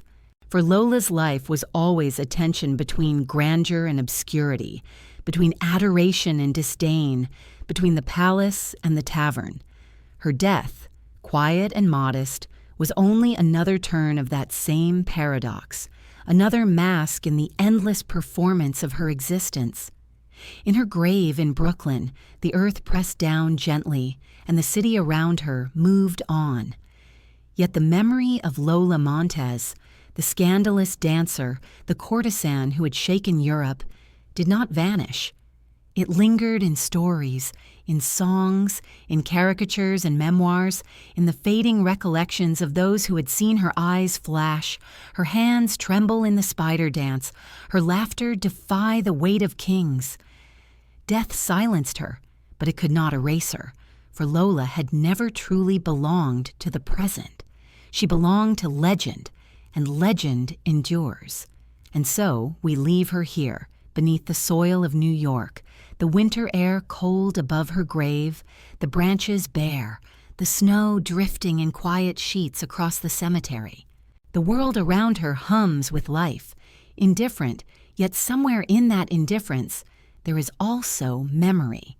A crow calls in the distance, its voice harsh, echoing across the stones, and in that sound one hears not only mourning, but persistence. The stubborn refusal of story to die even when the body lies still.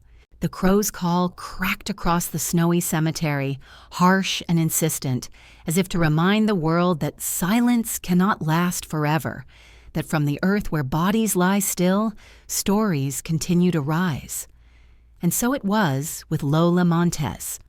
Though her grave in Brooklyn lay modest and neglected, though her passing drew little notice compared to the noise she once commanded, her legend did not remain buried.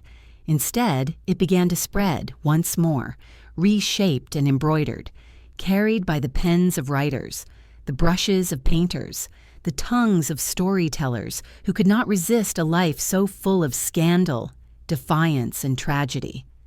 Almost at once, memoirs and accounts appeared, some by those who had known her, many by those who had not. Each retelling magnified certain parts of her story while discarding others, until Lola became less a woman than a symbol.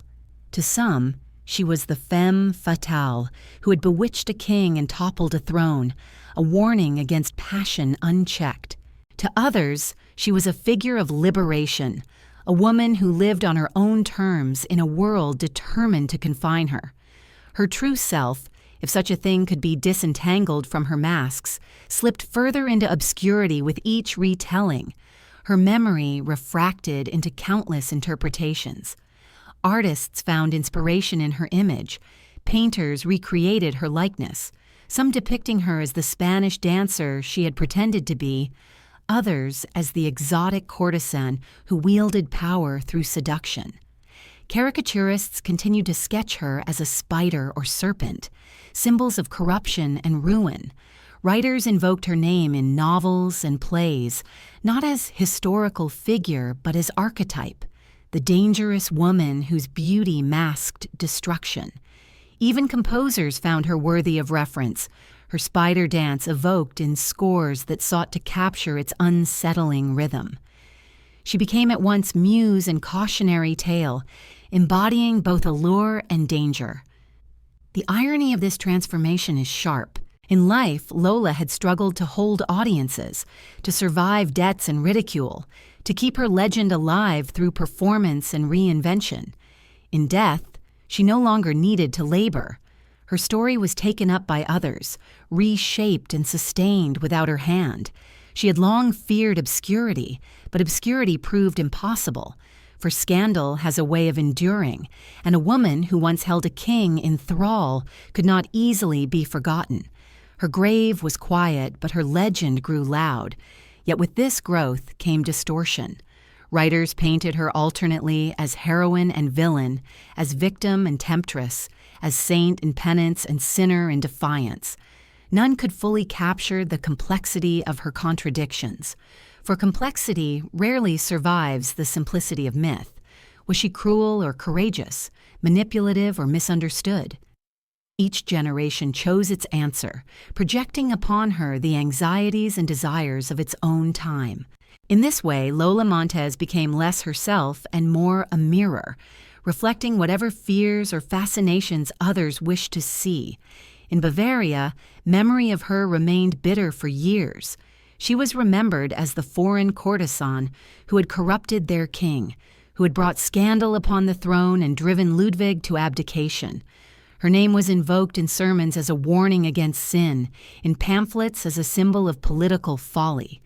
Yet even here, fascination lingered. The very people who condemned her also whispered her story with relish, repeating tales of her defiance, her temper, her boldness. Hatred and fascination entwined, as they had always done in her life. In America, her legend took on another shade. She was remembered less as the courtesan of kings, and more as the curiosity of the frontier, the woman who had brought European scandal to the mining camps of California. Her performances were recalled with humor, her quarrels with awe, her whip-wielding temper with delight. She became part of the mythology of the West, a figure as colorful as the gamblers, outlaws, and adventurers who populated its stories. Here she was not merely scandalous, but almost folkloric, another restless spirit who embodied the wildness of the frontier. One cannot help but wonder what Lola herself would have thought of these retellings. She had spent her life reinventing herself, shaping her legend with every dance and every lecture. Would she have laughed to see others carry on the work after her death, inventing new masks for her, new interpretations of her story? Or would she have raged at their distortions, insisting that she alone could tell her truth? Perhaps both, for Lola was always both laughter and rage, both pride and vulnerability. There is, in the persistence of her legend, a certain justice. She had lived for visibility, for the gaze of others, for the assurance that she was never forgotten.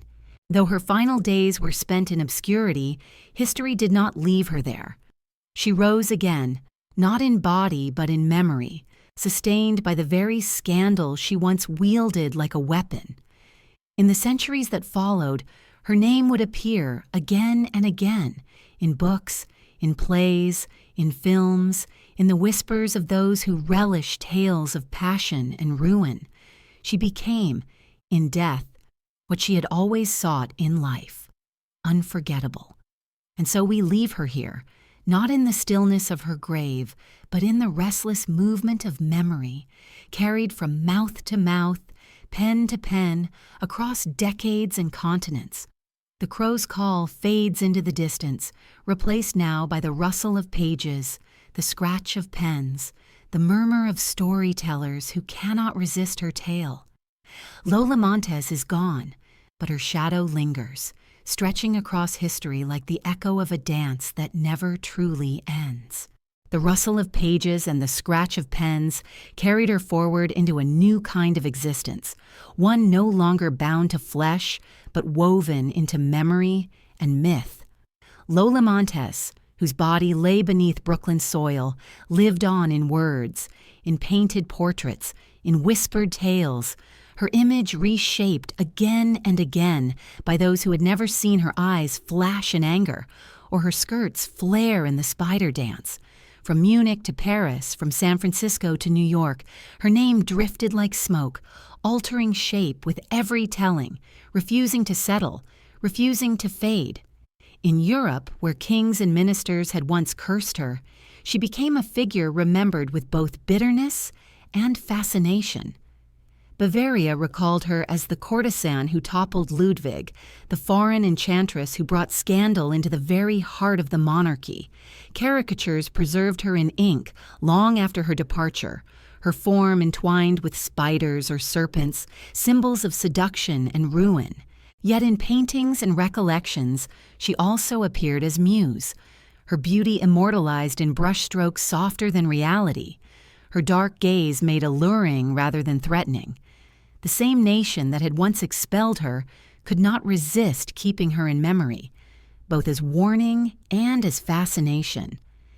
Elsewhere on the continent, her story became one among many in the catalog of notorious women, spoken of in the same breath as courtesans, adventuresses, and rebels. Writers drew upon her tale to illustrate the dangers of female boldness, yet others invoked her as proof of what a woman might achieve when she refused to bow to convention. Her identity blurred, no longer entirely her own, but shared by those who needed her as symbol of scandal, of freedom, of excess, of courage. In America, her legend was colored by the wildness of the West. She became part of California's lore, her name mentioned alongside miners and gamblers, as much a figure of frontier mythology as of European scandal. Tales of her wielding a whip in the camps, of her quarrels in saloons, of her spider dance performed before men caked with dust and sweat, grew in retelling until they were less history than folklore. She was remembered not as exile, but as pioneer of her own kind, a woman who carried with her the decadence of Europe into the rough soil of America. In this guise, she was both ridiculed and admired, mocked as extravagant and cherished as unforgettable. As decades passed, her image traveled beyond memory into the arts of new generations. Playwrights wove her into dramas, her name a shorthand for passion and ruin. Novelists borrowed from her life to create heroines both daring and destructive. Musicians referenced her dances, attempting to capture in sound the rhythm of her shaking skirts. Painters continued to depict her, some idealizing, others caricaturing, but all drawn to the paradox she embodied. And when the age of film arrived, her story once more found audience, projected upon screens where actresses portrayed her as either enchantress or victim, never wholly true, always compelling. In these retellings, her contradictions grew sharper. To some, she was the embodiment of feminine danger, proof that beauty could topple kingdoms. To others, she was a symbol of liberation, a woman who lived without apology in a world that demanded silence. Historians debated her motives. Was she manipulative or misunderstood? Scholars argued over her significance. Was she merely scandal, or was she also a harbinger of modern womanhood?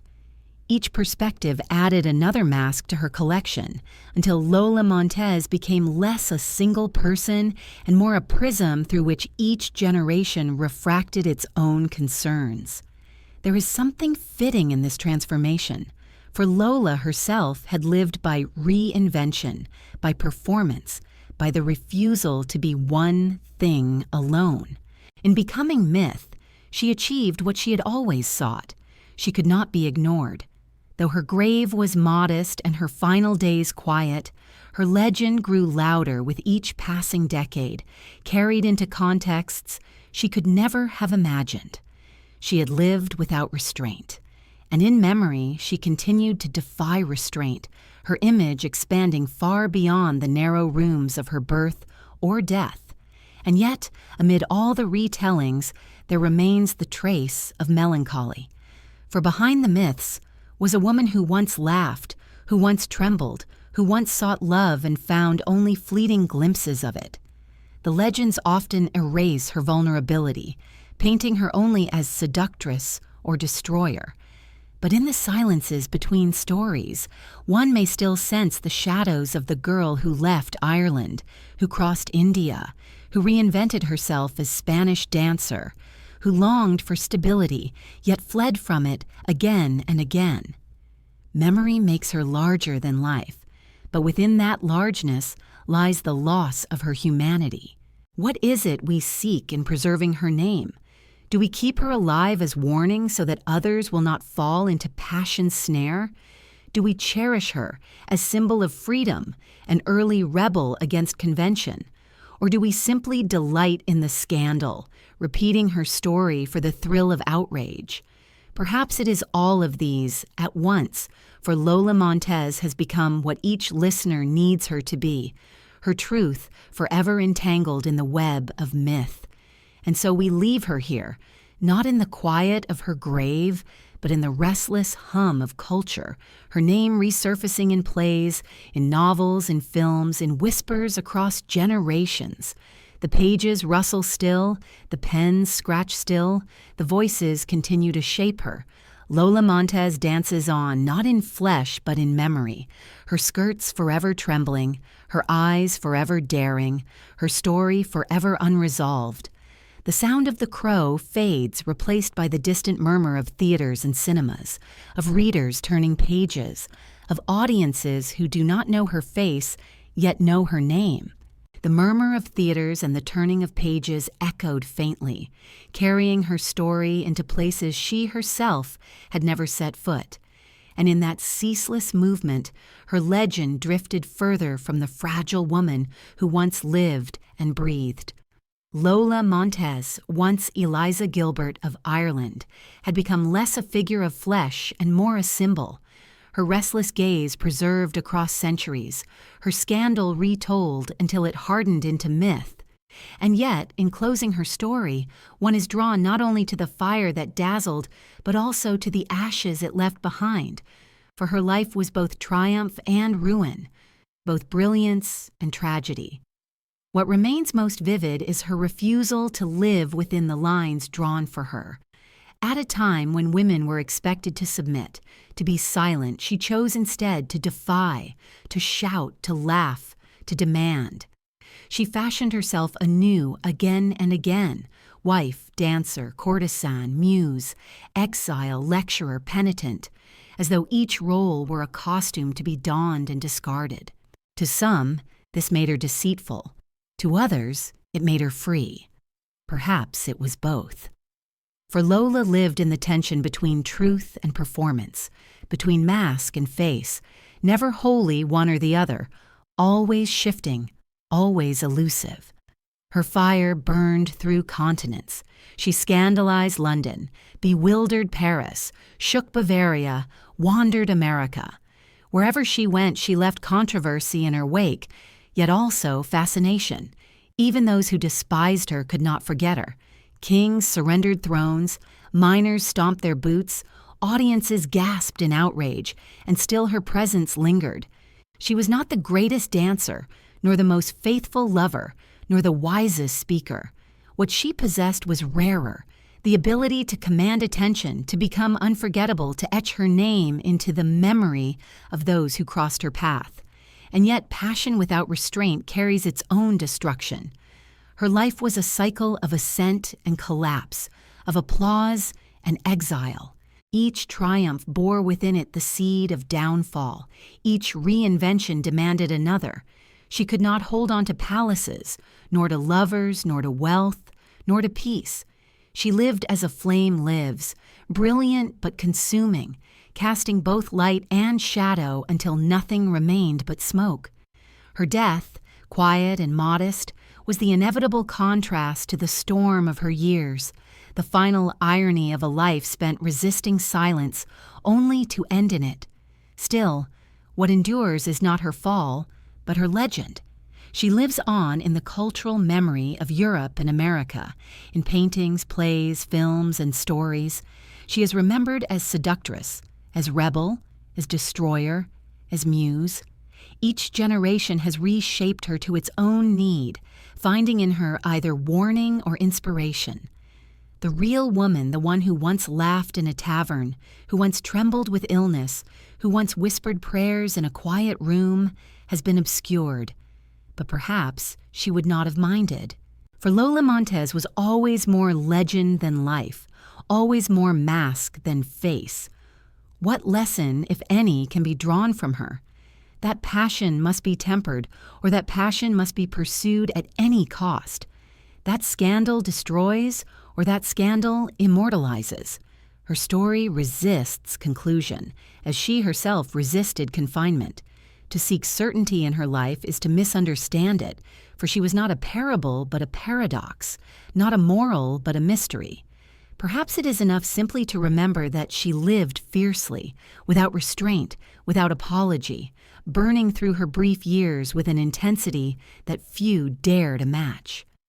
As we close this long telling, one last image lingers: her gaze.